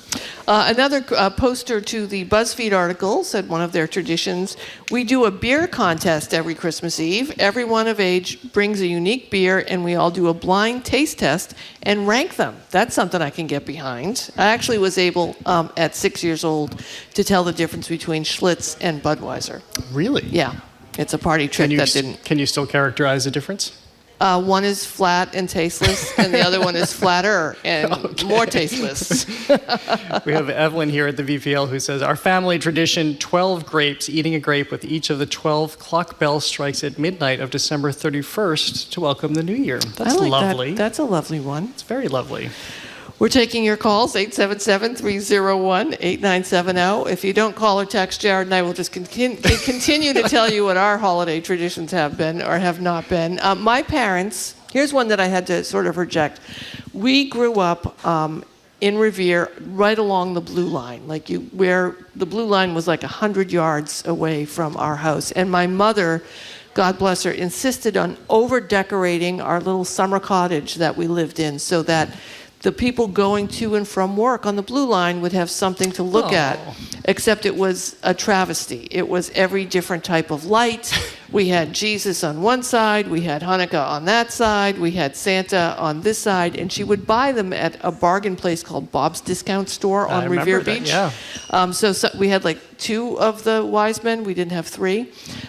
So when I came of age and had my own home, I decided I was going to go completely waspy and decorated everything in the soft white light and the white tree, and my family completely rejected me. Very tasteful and boring. Yeah, so I'm back to the multicolored lights. So my decorating is I close the drapes, project the lights, and have all these figures dancing in front of the windows where it looks like there's a party every night. I sit home and I order pizza. Or wait a minute, I'm just describing the story to Home Alone because we run out of things to say. So I'm just going to start talking about movies and pretend that they're my own life. Is that what's happening right now? Yeah, it's okay. It'll be fine. Let me see. Some other traditions that we have around our house for... we do Easter. We do still do the Easter egg thing. The hunts and whatnot? The hunts, even if it's just in the apartment. And I have to say... Haven't you run out of clever places to hide, though? No. Or no, if you have a lot of clutter, then I guess... Yeah, I was just going to say that. I'm sure every time we move something, we still find an Easter egg. So at least it isn't. Hey, we have some phone callers who are calling in. You can also text us at 877-301... 8970.